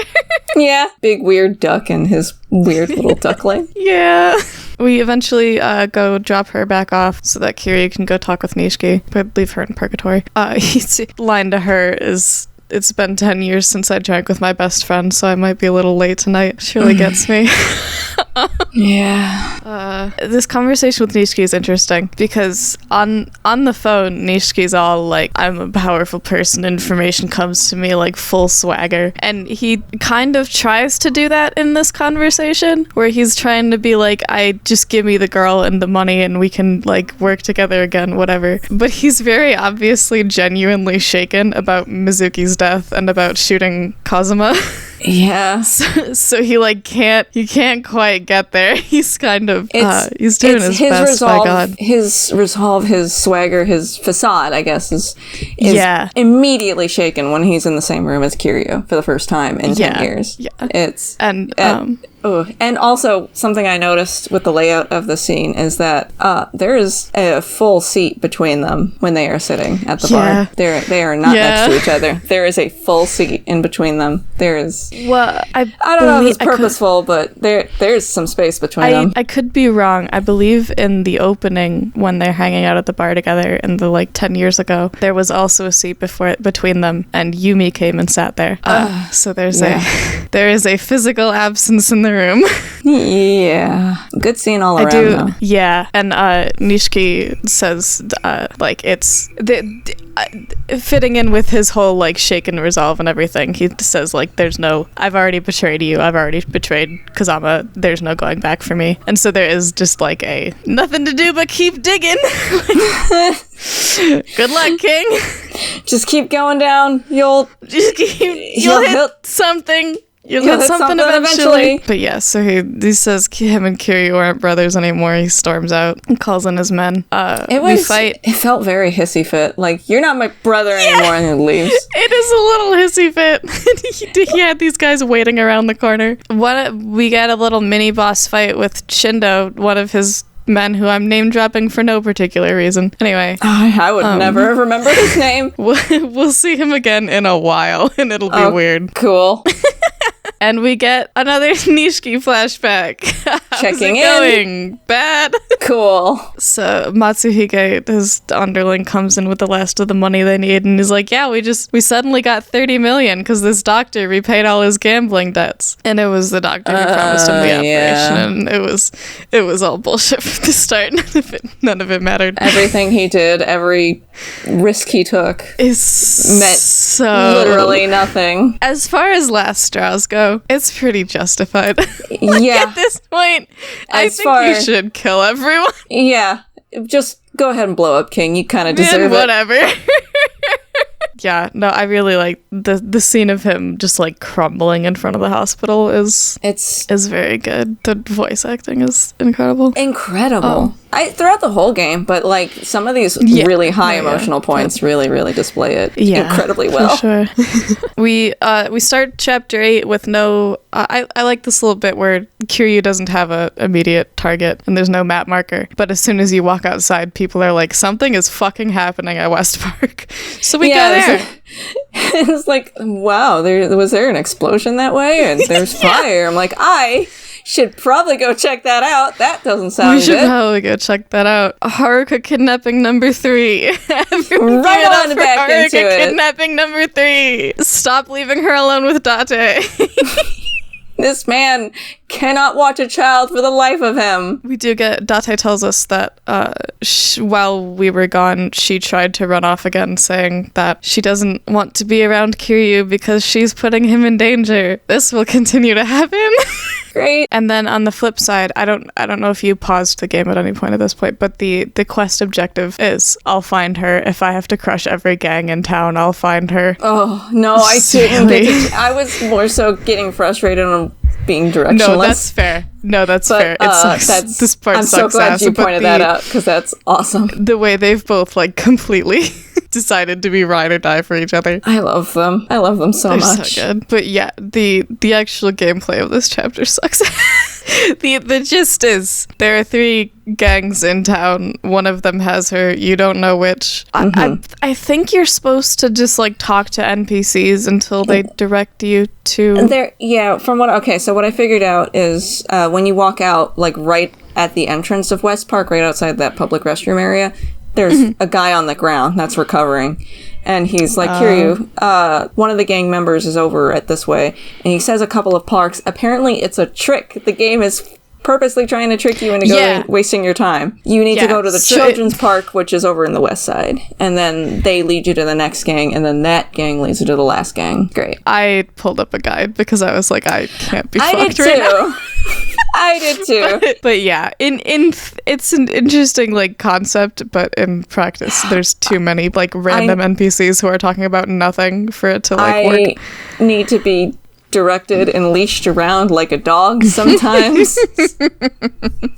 But yeah, so eventually we get to the last gang and they tell us that they're working under orders of Lao Kalong, who is part of, is it the Lotus Triad? The Snake Flower Triad. That's what it is. I think it's translated as Lotus in maybe one of the old translations. Probably. Yes, the Snake Flower Triad, who Kiryu has had a run-in with years ago in another kerfuffle over fake passports. They captured him and tortured him. And one of the grossest cutscenes I've seen thus far. Yeah, it's just I think it's acupuncture needles. I think that's the bit, because they're Chinese, I guess. Yeah, I don't know. It's so 2005. It's very 2005. Yeah, Kazuma rescued him and got shot in the leg in the process, which is why he now permanently has a limp and also a cane. Did a sick ass jump when he came in to do the rescue. I wanted to make a note that old man did a sick ass fucking, I don't know if he did a flip, but he did a really sick jump with 2 guns, and it was pretty cool. This is our hint of like, remember how he's like super famous and was one of the like big killers in the clan? Yeah, he used to be really cool. No, he's not. Well, also when he gets shot, he tells Kiryu, like, I would gladly give up a leg to protect you. Oh yeah, that fucked me up a little bit. I wonder where Kiryu gets his issues from. Yeah. He said, from what I remember, he said, I would gladly give up a leg or 2 for you, or something like that. I'm like, cool. Cool. Thumbs up. I will put a pin in since we've hit these guys, the fact that Yakuza has a xenophobia problem. Yeah. It'll get worse before it gets better. But it'll continue to happen.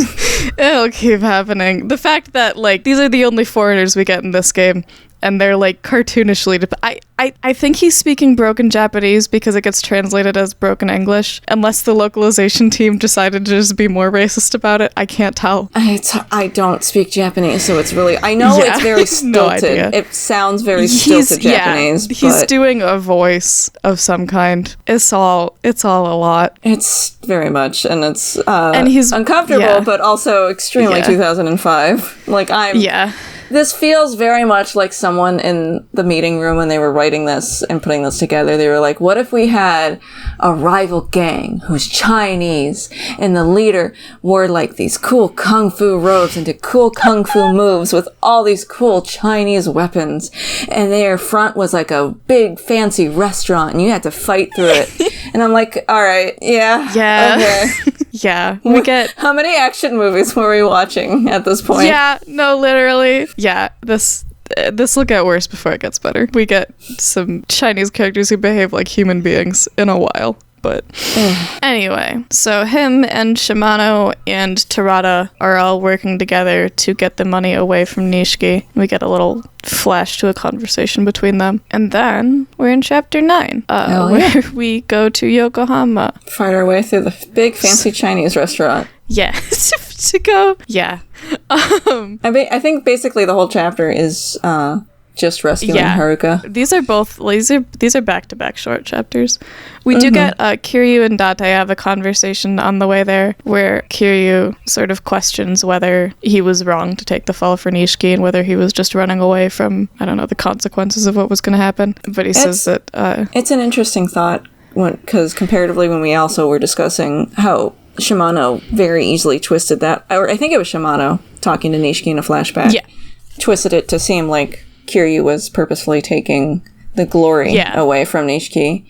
And now Kiryu's starting to question that in a whole different way. Yeah. No, yeah, that is an interesting parallel between the two. And there is some, like, truth to... it's not his fault, but there's some truth to the fact that, like, he spent 10 years chilling, more or less.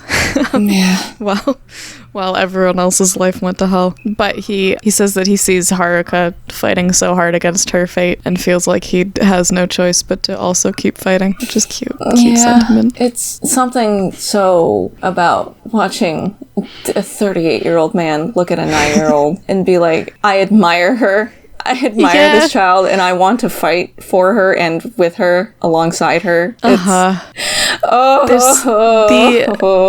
way... The way that so many main characters in Yakuza have, like, a soft spot for children, presumably because they were all lost, orphaned, abandoned children at some point, is really... it's good. It's pretty good. Anyway, then, Kiryu kills a guy. Kiryu kills a guy. Kiryu murders a man. There's straight up, there's no...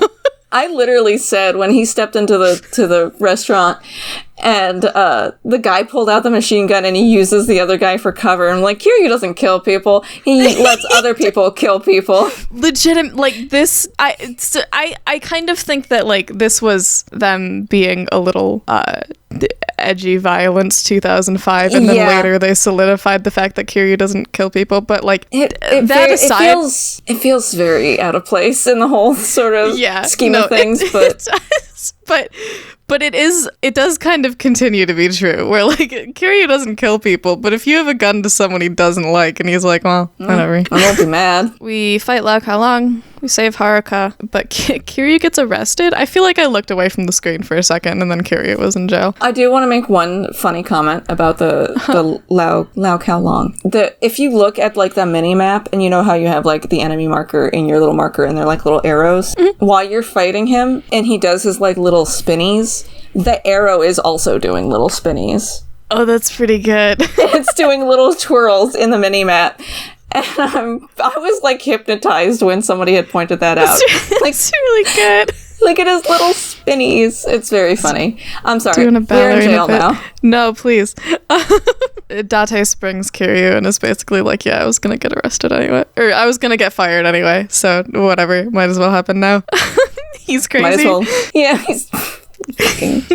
He looked into Kiryu's eyes and the madness is taking him. Date continues to be out of his mind. Good for him. But he also he's got some new information for us because he went back to the police station for a bit, where he found a pin at Stardust that is a pin of the MIA. I did not write the full words that stands for, but something intelligence agency. Yeah, it's a secret government organization that kind of does their like underground dirty work, basically. Mm-hmm. Led by a guy named Jingu. We'll hear about him again. Cool. Also, the body that was found, it wasn't Mizuki. Hooray! We lied! Wow! So Kiryu promises Haruka that this time he'll definitely get her to her mother and it'll definitely go great. We pinky promise. He will do it. He will protect her. We promise. The whole Mizuki fake body thing comes off a little less surprising when you played Zero. It's like, that's something that the Yakuza can do. I have not forgotten this. That's true. And I will continue to not forget this. Yeah, that kind of is the MO, huh? Yeah, I was kind of suspecting that the whole time, but they were playing it really straight for a while. And when Nishiki even fell for it, I was like, all right, maybe. Yeah, I was just about to say, it's interesting that she must have looked kind of like Yumi because Nishiki saw the body and fully thought that it was real. Mm-hmm. But I don't know. It's a different lady. Who gives a shit about her?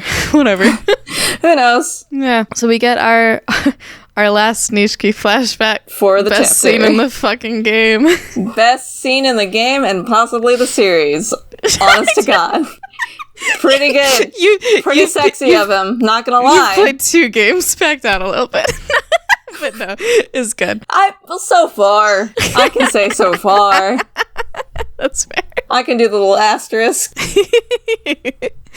So Yuko's died. Nishiki's like, well, time to kill myself. Which is fair, honestly, whatever. Or, well, we can either kill ourselves, or we can just fully lean into the madness. Matsuhige walks in and starts talking shit. The worst time to do so as well, which is great. Yeah, and just, it's the same old lines of, wow, you can't do anything. You should be Kiryu would be grateful better. to me for even You should be, giving you the time of day. And so Nishiki fucking guts him. And I love it's so metal, the like knife in his stomach. Who did you say was inept? Who did you say has less potential than Kiryu? Here's a secret you can bring to hell with you. The one who killed Dojima was me. Which was, I'm not gonna lie, I kind of thought of the scene in Lion King where it's like, I killed Mufasa.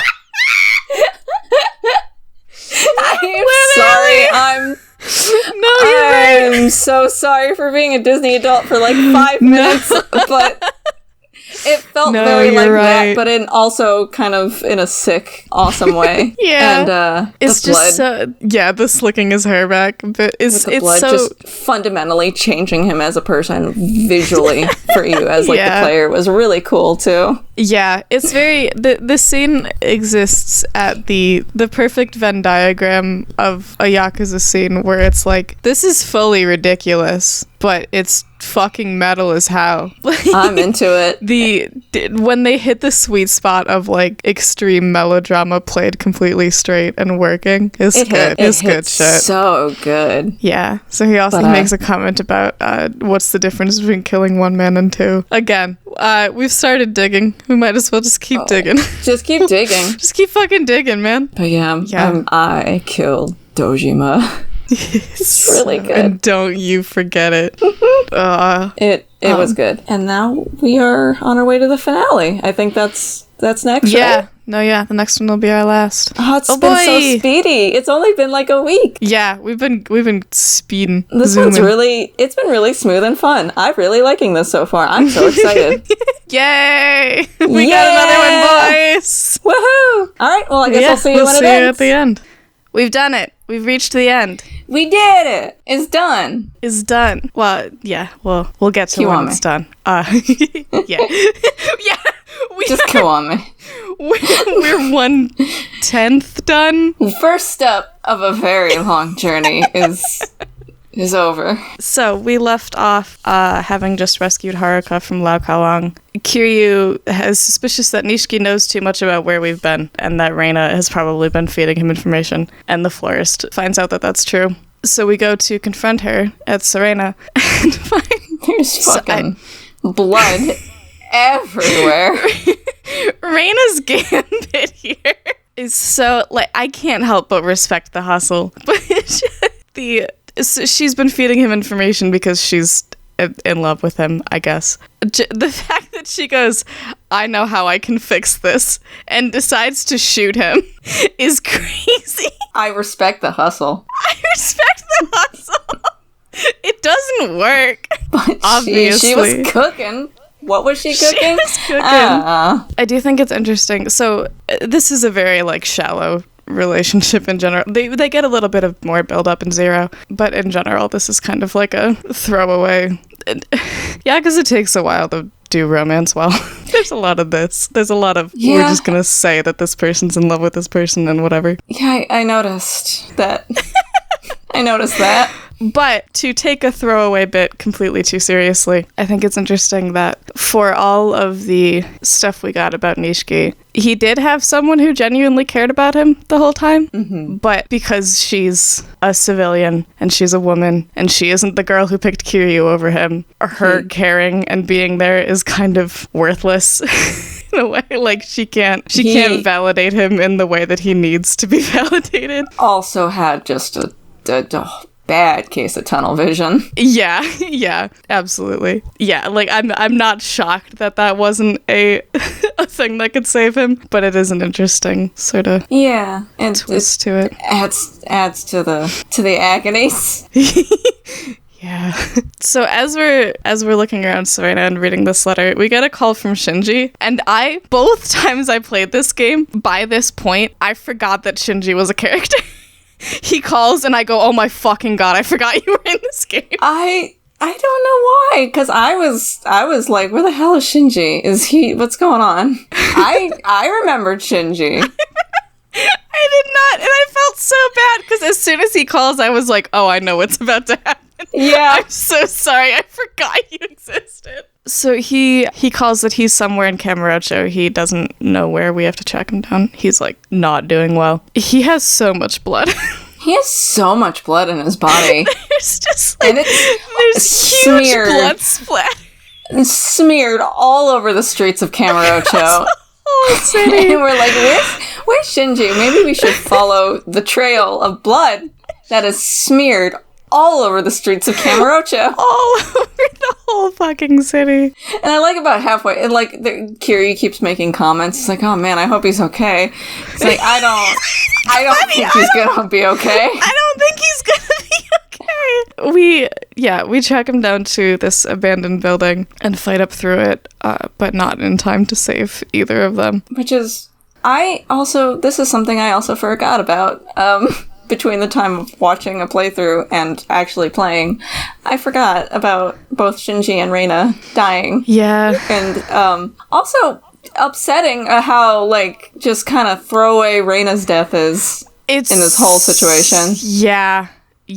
And then I have to do one of the worst boss fights in this goddamn game. Is this the gun guy? The gun guy that does all his little flippies and twisties, and I can't fucking land a punch on him, and I hate his ass. Every gun boss in this series is a nightmare. Oh, there are multiple? Great. Love that. Oh, it'll keep happening. Yeah. They're a genre of guy. Genre of guys. Guys with guns. Yeah, I remember him fucking me up the first time. I did better this time, but I do remember him being an obstacle. This was first time for me, and I didn't like it. He's another guy who, like, gets a name and gets a super aggravating boss fight and then never exists again. It's like, okay, cool. Thanks. Thank you for your time. You existed purely to frustrate me, and now you will disappear into the ether. Awesome. Goodbye. Before Shinji dies, he tells us that Kazuma is with his girlfriend, Akemi, who is... Or no, he doesn't tell us anything else. He just says he's with Akemi. Good luck. Mm-hmm. So in our next chapter, we go back to the florist, who tells us that, well, Shinji loved soaplands, and there's this soapland whose top girl is named Akemi. Maybe that's where we need to go. I think it was like the soapland, like the premier soapland in Kamurocho. Yeah. Shangri-La. Is this where we get the conversation with the Haruka going, what's a soapland? Yes. Can you tell me? And everyone in the tent is, like, uncomfortable and trying to figure out how to explain this to a child. And she's like, I know what it is. I just wanted to watch you all squirm. I do. I think they translate it differently in the actual translation. But I think in the English dub, there's a few English dub moments that are genuinely good. Mm-hmm. In the English dub, when she says... She's asking, like, is it like a spa? Is it like a bathhouse? And she goes, have you been to one? And Kiryu goes, yeah, of course. I mean, no, wait, what? No, of course not, never. Well, I think in Japanese he just kind of like is like, but I just like the, yeah, duh, no. So because it's a super exclusive soapland, we need to get a membership card. And this is a whole lot of fucking back and forth rigmarole.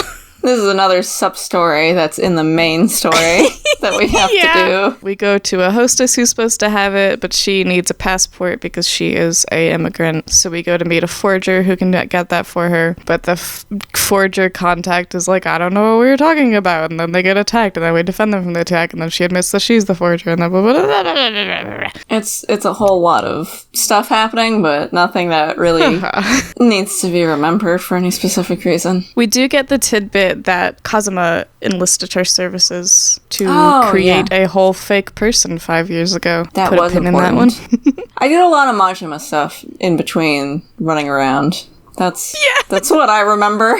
Majima will be there, always. Oh, did you get the zombie one? I did do the zombie one. I'm very fond of the zombie one. I liked the zombie one. That one was funny. And also the bit went a lot longer than I expected it to. Yeah! I love the, like, oh, I was watching, me and the boys, like, as much as I don't think this is a realistic characterization of Majima in this game, I do really enjoy the image of, like, well, me and the boys were brainstorming ideas, as we do. As we do on a normal Friday night. We had some zombie movies on in the background, because we always have zombie movie night on Fridays. You know the drill. Mm-hmm. And you we know thought, how it is. we got a whole troupe together. We hired a bunch of actors. We shut down the whole city. Did you like it? Did you think it was good? What'd you think of it? I think it's really cute. I'm fond of that one. I loved it. It was very funny. I also did the bowling event with him, and then the Pocket Racer event with him, which was also fucking darling. I loved that. I forgot about the Pocket Circuit one. I love that when he comes in, Kiryu's initial response is like, not here. I need here. One thing. I need one thing that's not you. This place is sacred. I will take this outside. I'll beat your ass. I'll do whatever you want, but not do whatever in here. You want, just not here. And Majima's like, no, this is sick. Show me what this is. Let me in. He's like, no, and he immediately zeroes in on this is something that Kiryu actually cares about, and he is ready.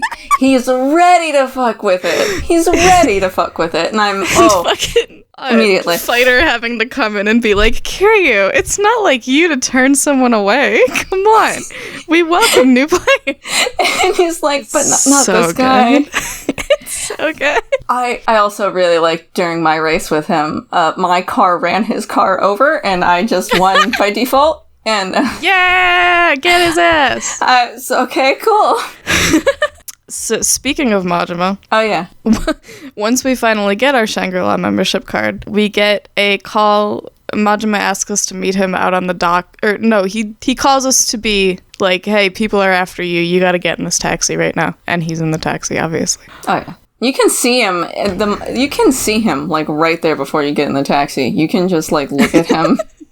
Yeah. With his model is in the taxi, you can just be like that. Hey, buddy, yeah. Why are you the driver? And this is a forced one. Like, you can't proceed with the story until you do this. Yep. And this is stupid. It's so. I had it explained to me as to why this was here. And I still think it's stupid as hell. But no, it's a stupid fucking way to do it. So we talked about in the original one when Majima gets stabbed back at the batting center, they kind of pretend he's dead up until this point. And then he shows up in Shangri-La, like, bandaged from that stabbing. But because he's been running around just fine in between these 2 points, they have to get him hurt again so that him showing up in bandages makes sense. And it doesn't feel shoehorned in at all. Yeah, this is not a successful gambit that they pull. So you have a stupid fight with some people out on the docks. Majima gets shot, right? Yeah, he gets shot protecting you and then lands in the water. And Kiryu's like, oh man, Majima. Well, I have more important things to worry about right now. Oh well. And leaves. Which doesn't feel at all stilted or forced. No. And then, then we go to Shangri-La, and we'll get to that eventually. But this leaves, like, I don't know, an hour or two for Majima to haul himself out of the water, get bandaged up, get a semi-truck. Like, get a bullet removed out of his body at some point. You did not during this make this make sense. This is nothing. It's so okay. Though the idea of him being absolutely just twisted on painkillers and being like, I need a truck right now. Yeah, I mean, that's real. That's fair. It works, I guess, in that sense. But yeah. Yeah, I won't go on my whole tirade again, but it's just not good. It's not well done. It feels really weird and bad. Yeah, I feel like it would have been more impactful if he was, like, disappeared, and then it's like, alright, hi Majima, why are we here? Yeah. Oh, for another really shitty boss fight? Cool, love that. We'll get there. Love that for me. So we go to Shangri-La. Is this the what? I'm trying to remember the conversation. Is this one where he, like, you walk in and they're like, you can't bring a child in here, and he punches a statue and they go, yes. Okay. Yes. It is. I remember for sure. And the guy at the front desk is like, oh yeah, no, it's fine. Take her. That's fine. Keep her close by. By all means. Don't let her wander. The scene with Akemi kind of gets me. This is the only time we talk to her. It's a single conversation, but just something about, like, Kiryu essentially walks in and delivers this woman the worst news of her life, and she, like, lights a cigarette and goes, okay, well, I guess I'm gonna deal with this. Here's what you need. Bye. I don't know. There's something very lonely about it. Kind of gets me. Well, are we talking about the stage play yet? Can I mention the stage play? We can talk about the stage play. Yeah. I will say I think I like how they did the scene there by Shinji's point of view. Yeah, they do. Yeah. That got me a little bit more. I did the part with Akemi in the game is, like you said, lonely. I do like that part of it. Yeah, it's not like a tearjerker thing, but it is kind of like a yeah. But she basically, as soon as Kiryu walks in, she's like, okay, Shinji said if he ever died, he'd send you here, so I know what's up. Mm-hmm. And tells us that Kazama has left with Tarada, who is apparently on our side now. Sure, this is going to keep happening. And is interrupted by Majima driving a truck into the place. It just... The icon. Incredible. King, legend. And the damage is there for a good long time after. I love... That just... damage stays for the next 20 years. Awesome. So a quick ditto on everything I said about Majima's character in this game being broken into two different people and whatever. This scene makes me question a lot about what they were trying to do with him in 2005, because we don't get a lot of internality from him, but we do have this. I'm sure somebody pointed out when you were streaming. Somebody with a capital S. Somebody. That when he holds this woman hostage, he keeps his knife pointed away from her the whole time. Oh yeah, which I do like that. I do think that's something that you won't notice right away unless you were looking for it. Yeah. And I do like it. It tips his hand a little bit that, like, he's trying to play this off, like when she makes the comment about, like, oh, I have a boyfriend, and he's like, oh, I love an honest person, so I'll let you go. He's trying to play this off like he might have killed her and decided on a whim not to, but there's clearly some calculation under the surface going on in advance. Mm-hmm. But this is basically our last scene with him in the original game. So nothing comes of that, so I'm curious, like, who was the one person on the writing team who was like, there's something going on with Majima, and we're gonna find out what it is in, give it 10 years.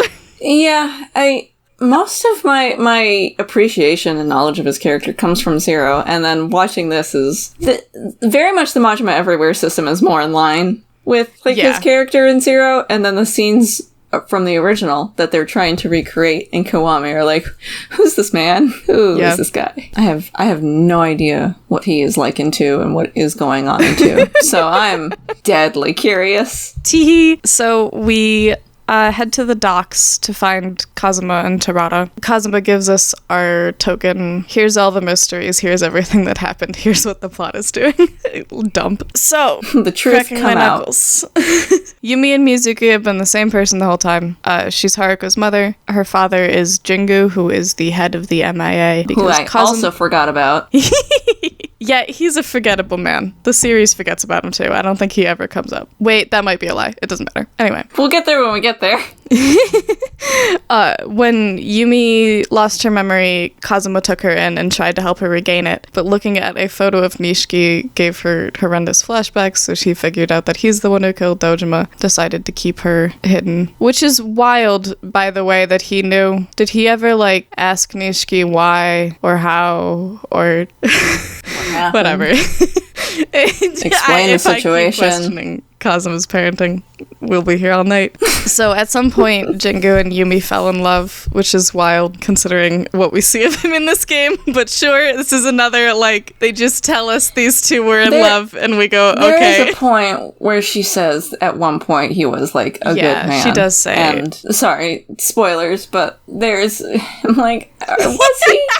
Yeah. Really? Yeah, it's very, like she implies at one point, she says, like, oh, your ambition took you over and you lost all humanity, but, like, it's hard to imagine that he was, like, better before. Because the reason that they're not together now is that a prime minister's daughter proposed to him, and so she stepped aside so that he could continue his career and whatnot. Which, the not to say that it's her fault in any way, but her being like, yes, I will step aside so that you can prioritize your career over me. And then he prioritizes his career over her, and she's like, hang on. But whatever. Well, he prioritizes his career over her by immediately deciding that she needs to die. Okay, and also I'm not the baby. Him.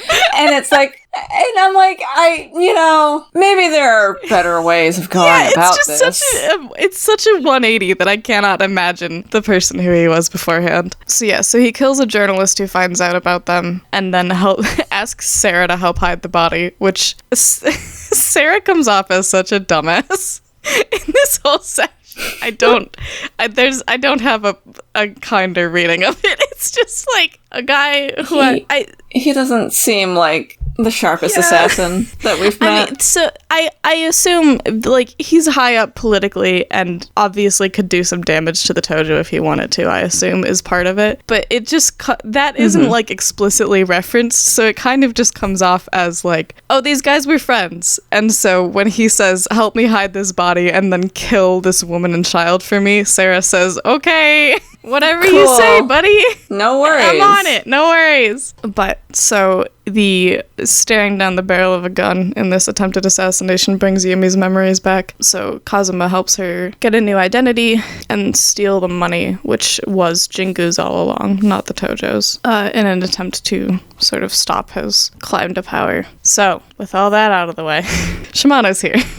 Hey, I know that guy. He knew that Terada was betraying him, I guess, or something. I don't know. The overlapping heel turns are lost on me. There's a lot happening in this whole sequence. All I know is that we're gonna slap his big bald head. Yeah, slap his bald head. We slap the fuck out of that guy's bald head. But before he dies, he manages to lob a grenade at Kazuma, which does not explode him into a fine powder. I guess it just conks his head a little bit.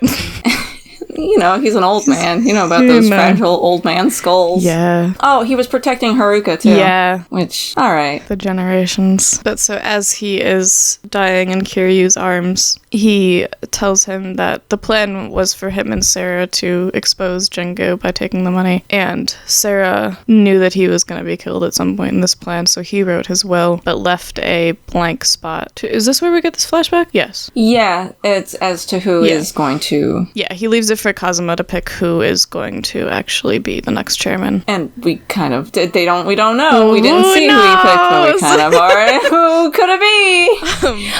Who could it be that Kazuma would pick? So he also admits that this is he tells Kiryu that he killed his parents and that the orphanage is an orphanage for all of the kids that he made into orphans.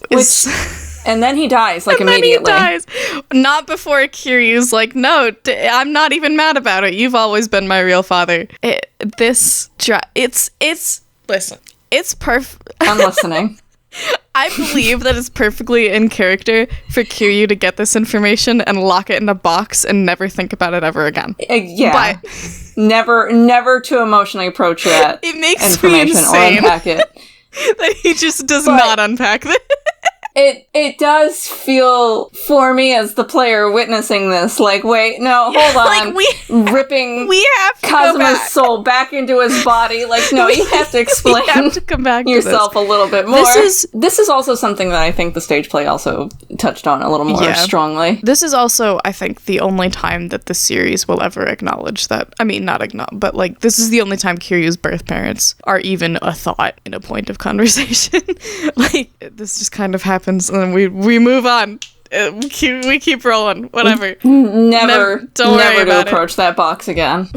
We get, at the very start of the finale, we get a text from Majima that's another little Majima Everywhere Band-Aid that they have to slap on, where he's like, hey, I'm not even mad about you killing Shimano. We're cool. It's cool. Thumbs up. We're pals still. I'm still gonna kick your ass when I run into you. Which is another, I think Majima would have a lot of complex feelings about Shimano dying. I don't think he would share those with anyone. So I don't think it needs to be a whole big scene, but turning it into like... I don't think it needs to be a text either. Yeah. I don't think it needs to be something that we approach or even talk about. Like, cause, the fact that because he gets into it there was that scene, I'm sorry, man, there was the scene at the funeral where he was like, Shimano wants me to fight you, and then I fought you, and then, alright, I did what I needed to do, who cares, go on. It's like, that kind of told me all I needed to know about what he cares about Shimano, and I don't really care what he thinks about him dying. Like, alright, I didn't think you gave a shit. Thanks for confirming over text. And, like, because he says basically, like, Shimano lost to you. If I get revenge on you, that doesn't undo me avenging you doesn't change that he lost. He lost. Which is fair, but I think, again, I think that's way too much, way more than he would share with Kiryu. I don't think he would be giving his manifesto on why he doesn't care to Kiryu. Right. I don't know. It's like simultaneously not emotionally vulnerable enough and too emotionally vulnerable. I don't know what's going on there. It feels like something to satisfy or placate the audience more than it would be to Kiryu, because I don't think even Kiryu gave a shit about what Majima thought about all that. But yeah. That ain't none of our business. Yeah. So that happens. I guess, do you have any last side content stuff before we get into finale? No. I ran around, beat up Majima some more for experience points. Yeah. That's all I really did. I didn't really feel like doing any long strings of sub-story stuff at this point. That's fair. Yeah. I wanted to finish it up. That's fair. So we start heading to the Millennium Tower for a final confrontation. We get there's always these like pop-ups before you get into the finale part that are like, hey, this is your last chance at like free time. I like that this one, I don't think any of the other games have this message where it says like, you might want to make a save right now just in case. You know. You know. Just in case. My friends joke that this pop-up is directed at me because I keep showing up to final bosses with no healing items. I did... Oh, I obsessively kept going to the pharmacy. I would use up 2 and be like, oh, gotta go stock up the pantry. The final boss of 5 famously took me 5 attempts because I didn't bring anything. Oh, no. I've gotten better. Anyway, so as we head out, Haruka asks Kiryu what she's supposed to call Yumi when they see her again, which kind of rips me open. Yeah. And Kiryu's like, what? Were you gonna call her Aunt Yumi? Call her Mom. That's fine. You're allowed. It gets me. I like how she kind of, after like forming this attachment with Kiryu, just opens up to him about that. Yeah. Specifically, it feels like, I know us at this point know that they're starting to form like a parental bond. They don't. Yeah. And just kind of seeing it start. You're starting to really see it with that conversation specifically. He's like, yeah, that's your mom. Call her your mom. Yeah. Which, what makes that you, Kiryu? What does that make you? As we start fighting our way up the tower, we get a little cut to Date is trying to dig up proof that Jingu's connected to Sarah so that they can arrest him. And Pseudo gets his face turned where he's like, oh, I've also been looking into this and I'll help you. And who cares? This plot is nothing. Pseudo's actually a good guy, even though we thought he might have been a bad guy. Wow. Whatever. This is nothing. He didn't even do anything to, like, hurt whatever. There's a whole lot of fucking gun enemies in this tower. There sure I hate gun enemies, but I love when gun enemies drop their guns and then I don't have to fight the next 4 people who walk up. Yep. So, equivalent exchange. I also, like, there's a bit where they've only modeled 1 floor of the Millennium Tower at this point. They just have the lobby. So there's a point where they make you, like, do a figure 8 where you go through the same areas twice because they only have the 1 room. And it's like, guys... Okay. Come on now. I love the escalator maze in the Millennium Tower lobby never stops being funny to me. It feels like I'm at my mall and it's Black Friday. I'm like, I don't want to be here. I wish I was dead. That design stays the same, and the more like high def it gets, the more it's like, where are any of these stairs going? God. I like how the Millennium Tower is going to be like a mall from the 90s that hasn't been updated in 30 years. It's gonna be great. It's like, great. And we never go, like, I'm getting completely sidetracked, but it seems like there's storefronts. Sorry? No, you're good. It seems like there's storefronts in that whole area. We never go anywhere except to the elevators to go to, like, the top floor. Everything else in this tower is nothing. It doesn't matter. It's just an escalator labyrinth, apparently. But we get up to the elevator, back to Ares, and we get our cute little reunion with Haruka and Yumi. And she's happy to call. Yeah. She's happy to hear Haruka call her mom. Yeah. That's nice. I wanted so much to be your mother line also kind of rips me open. And then Jingu shows up and ruins it with he's on some full-on cartoon villain shit. Like, this is not a human being. No, and every time he did a laugh, it would jump scare me to the point of, stop that. Don't make that noise. Don't make that noise. Ew. Yumi's kind of slaying, though. She's like, oh, yeah. She's like, this guy does not have human emotions. Fuck him. He fires a gun at her and she does not flinch. Iconic. I'll blow this whole fucking place up. It's like, I'm gonna blow this whole place up and we're all gonna die. And then what? And then fucking what? So Jingu has switched sides from the Tojo to the Omi because they're gonna destroy the Tojo and then he'll control both the government and the underworld or something. He's on some supervillain shit. And Kiryu reveals that he is the next chairman, which is the first and last time he's going to proudly declare himself chairman of the Tojo clan. God bless. Hell yeah. He will have regrets about this moment. I can't wait to witness them. It's so fun. Like, the way that this shakes out, I know that was a gesture. I have no idea where it goes from here, and I'm so excited. Yeah, I mean, so even just within this game, to jump ahead a little bit, he's gonna quit immediately, which makes, as much as Kazuma putting him in the will is like a gesture of like trust, and I know that you will carry on and do the right thing. Kiryu's decision of the right thing is immediately, fuck, I'm getting out of here. Anyway, we'll get there. Date and Pseudo show up in a helicopter and immediately get shot down. Thank you for your participation in this finale. We'll see you later. Awesome. Doesn't Terada show up at some point here? Yes, Terada is... Okay. I think so. Yeah, he came in, he wanted to be cool, and then immediately also got betrayed, and then had to go. It was like a succession of, like, a lot of people coming in trying to help Kiryu, and then immediately not being able to. Dragged and off then having stage. to exit stage left. It was... Okay. Okay. No worries, I'll take care of it. Don't worry. Just go somewhere safe, I guess. I got this. It'll be fine. So we have our showdown with Jingu. He's got like 2 Resident Evil bodyguards on him. And they keep like getting knocked out and then twitching back to life.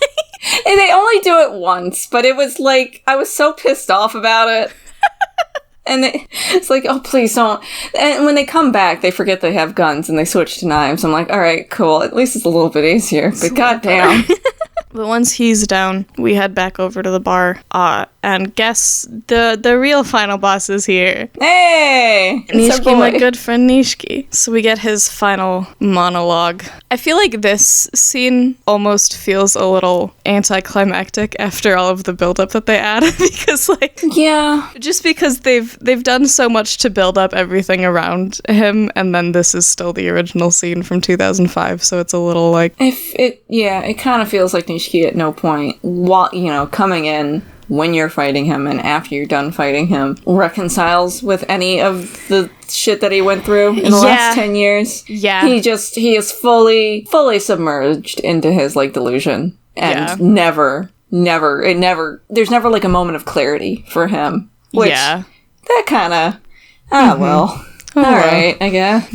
Maybe next time. I think it's so funny. This is, again, like a thing that made more sense in the original, but when they slip in the, like, and Yumi picked you over me, so once I kill you, she'll have to come with me. Like, this is nothing. You've given him so many interesting, compelling motivations, but then they have to have this line.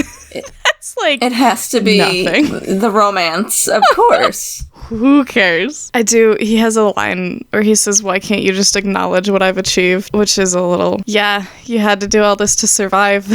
There wasn't really another option, huh? Yeah. You did the damn thing, I guess. Congrats. You did it. Good work, buddy. Did it help? Was it good? Was it fun? How was the fall? Did it look? Was it fun? It looked fun. It looked kind of fun. But so we get our final boss fight where the flashbacks mid-fight are such a meme. Oh my god, I actually didn't expect that. I was kind of mean. forgot. Once again, another thing I forgot about, and I was streaming it, and the sound of physical pain I made when those came up. Yeah. Just. Whoa. Also, there was a point where I was in Beast style, and I had a whole ass palm tree in my hand, and a flashback happened. And a quick time event happened right after the flashback, and then after the quick time event, the palm tree manifested back in Kiryu's hands, and God. the fucking whiplash I was feeling in that moment was so much. It's really good. It was really good. After the fight, Kiryu kind of runs back to Yumi. Has Yumi been shot at this point? No. Sorry. My next bullet point down is he shoots Yumi. Pretend I didn't say that. Yeah. What happens next, Kenzie? But Yumi does show us that the pendant that Haruka had a picture of Kiryu, because if she ever lost her memory again, she didn't want to forget him, because he was like the one thing she kind of kept memories of. And giving it to Haruka was like her giving Kiryu as a gift to Haruka. And I crumple into a little really newspaper. Unfortunately, we left Jingu alive with a gun. What happens next, Kenzie? Oops. So he shoots Yumi and goes for the money. Shut up. Nishiki also gets back up. I'm adding to your commentary, don't worry. No, good. I appreciate it. Nishiki also gets back up, runs him through with a knife. Runs him into the safe. Into the safe with the money and the bomb, and says that he is going to make it right. Take responsibility. And explodes everything. So I've seen people CinemaSins ding this, because he could have, like, blown it up without, he could have, like, left the safe and closed the door, like Jingu was already dying. Which I think is, like, fair, but it would be fair if Nishiki was planning to survive this, which I don't think he was. Like, we had the conversation at Serena where he says that he's past the point of no return and there's no going back, and I think, the options for him were keep digging or... Like there's no turning around. He can't live with what he's done, so... I don't think he had any plans of what was going to happen after whatever happened at the top of this tower. Absolutely. Yeah, I don't think there's a universe where he, like... There was never... I don't think he even thought he was going to win that fight at any point. Yeah, probably not. Honestly, yeah. I think this was fully just like a suicide mission. Sorry, Nishiki. Sorry, buddy. Salutes. Your ass is not getting over the waterfall. No, you are staying a koi. In the rubble of the top of the tower, Yumi says her goodbyes to Kiryu and Haruka.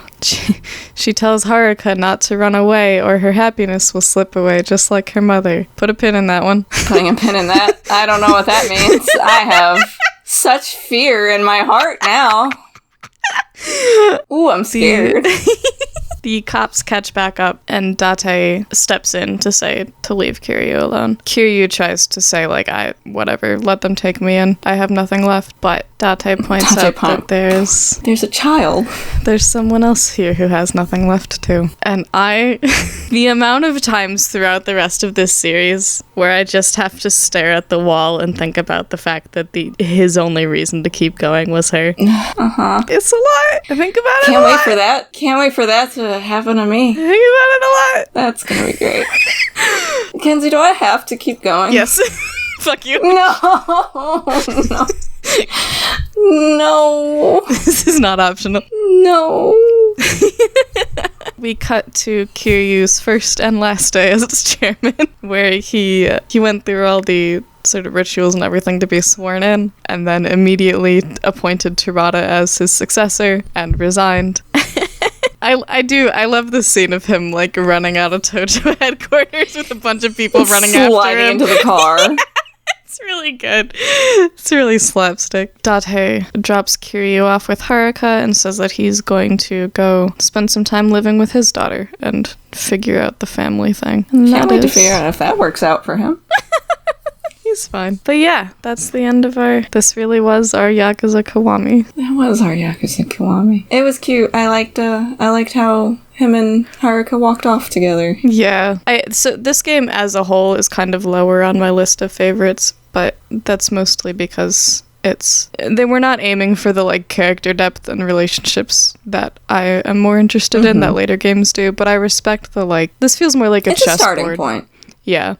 They're doing it's crime a starting drama point. shit. And I liked it. I enjoyed it a lot. That was actually my very first time ever playing it. Yeah. And I enjoyed it. Yeah. It was a fun game. It was fun gameplay-wise, very much so. Yeah. I really enjoyed that aspect of it a lot. And the story, it was fun. I enjoyed following it. I do think it's funny. I'll say the way that Zero builds up a bunch of these characters is like genuinely a magic trick. Like the difference you can feel between the characters who were in Zero and the characters who aren't is wild. Yeah. But I do think it's funny because this game barely got made in the first place, much less got a sequel. There was a lot of pushback from Sega when they were trying to get it published. It was during the era of like pushback against violent games, and also it was about the Yakuza. It was a whole thing. And I feel you can kind of tell they weren't expecting to get a sequel because they kill off his love interest, his dad, his brother. Like, these could have all been entirely different plots. The fact that the people who like live through this game is Date, the florist, the host. Majima's there, I guess. Just everyone dying around this man. It's like, all right. And then they managed to how about a sequel? Like 10 more games out of it. So fuck it. What do I know? We also watched the movie and the stage play based on this game. Yeah, that was a movie that we watched. Like a Dragon 2007. Very little suggests that it's a Yakuza movie, but it was funny. It's a cinematic masterpiece, and it's like 10% about the plot of this game. It was funny. There were parts of it that I did enjoy extremely. Majima's the highlight of that movie. Every scene he's in is a work of art. Especially the whole Soapland sequence at the end. Yeah. I really remember. That one stuck with me. For a multitude of reasons. Haruka and Majima's interactions in particular, which is something I wish we got more in Kiwami. Yeah, I think that would have been funny. I wish that I don't know if they interact in the entire series. I think that I would have to like sit down and properly rank this, which I'm not gonna do. But the movie outranks some of the games on my favorite portrayals of Majima. Like it's good. Yeah, I can see that. It does a very good job of the thing that Kiwami struggles with, of making him violent and dangerous while also being funny. Like he kills people on screen. He does. And I do like there's sort of a contrast between, in the Soapland bit in the game, Kiryu says something about, like, I'll never understand Majima, what's going on in his head. And in the movie, instead, he's trying to, he sends Haruka off. Yeah, he sends Haruka off. Get somewhere safe. And he's like, Majima won't shoot you. I know this. He will not hurt you. That was definitely one of my favorite parts of that scene. Also, Haruka being like, if you hurt Uncle Kaz, I'll kill you. She's like, oh, scary. It's really good. It's really good.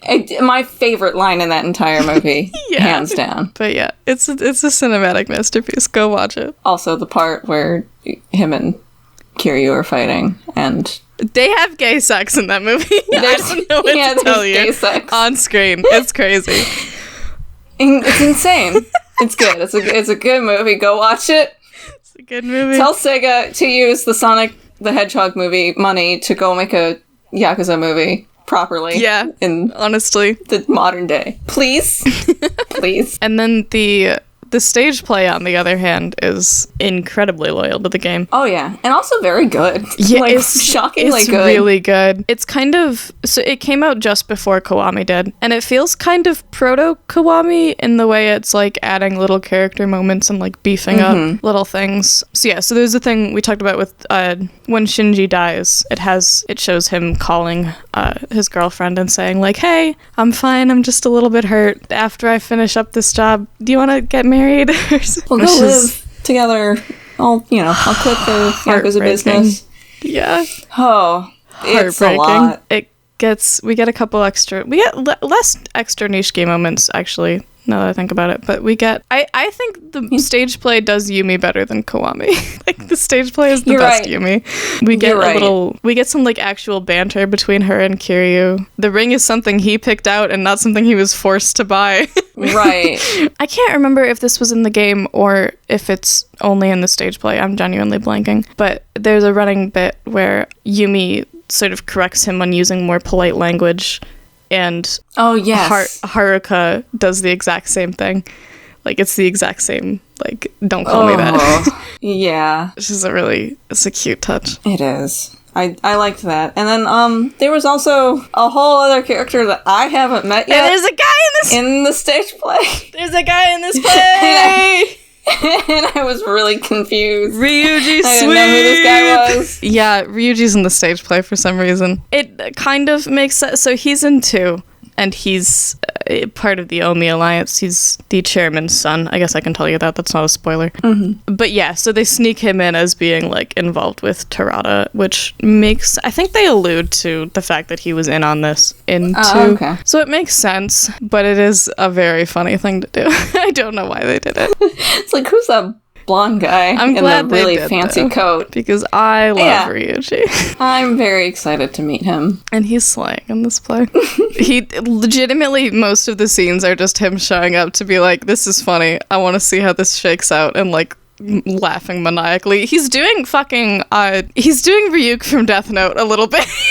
Oh, yeah. That's an insane comparison, but not wrong. There's also I really love the NPC character. He's got a little green arrow over his head, and like Kiryu talks to him and he says a couple lines, and then Date comes by and he says the same lines.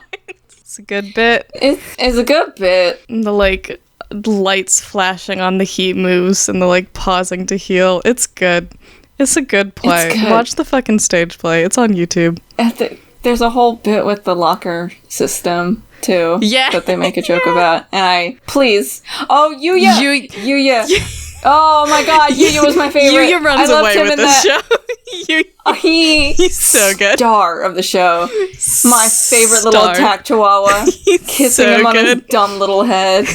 I loved him. He's fantastic. It's a good play. Go watch the stage play. It's good. It's worth it. Is that it? I think that's about it. I think we did it. I think we played Kiwami. I think we played Kiwami. Holy shit. By God. Only 9 more to go. Fuck yeah. Is that correct? I don't know. There's a lot of games. There's 7 plus 0 is 8 plus Gaiden is 9. It'll be 10 next month. Oh, we gotta start Kiwami too before you go into the echo chamber. I have it installed. I'm ready. I'm ready too. All right. Okay, we're signing off here. We gotta do an intro for 2. We gotta go. Thank you. I can't wait to play 2, and I can't wait. Thank you. Good night. All right. Good night.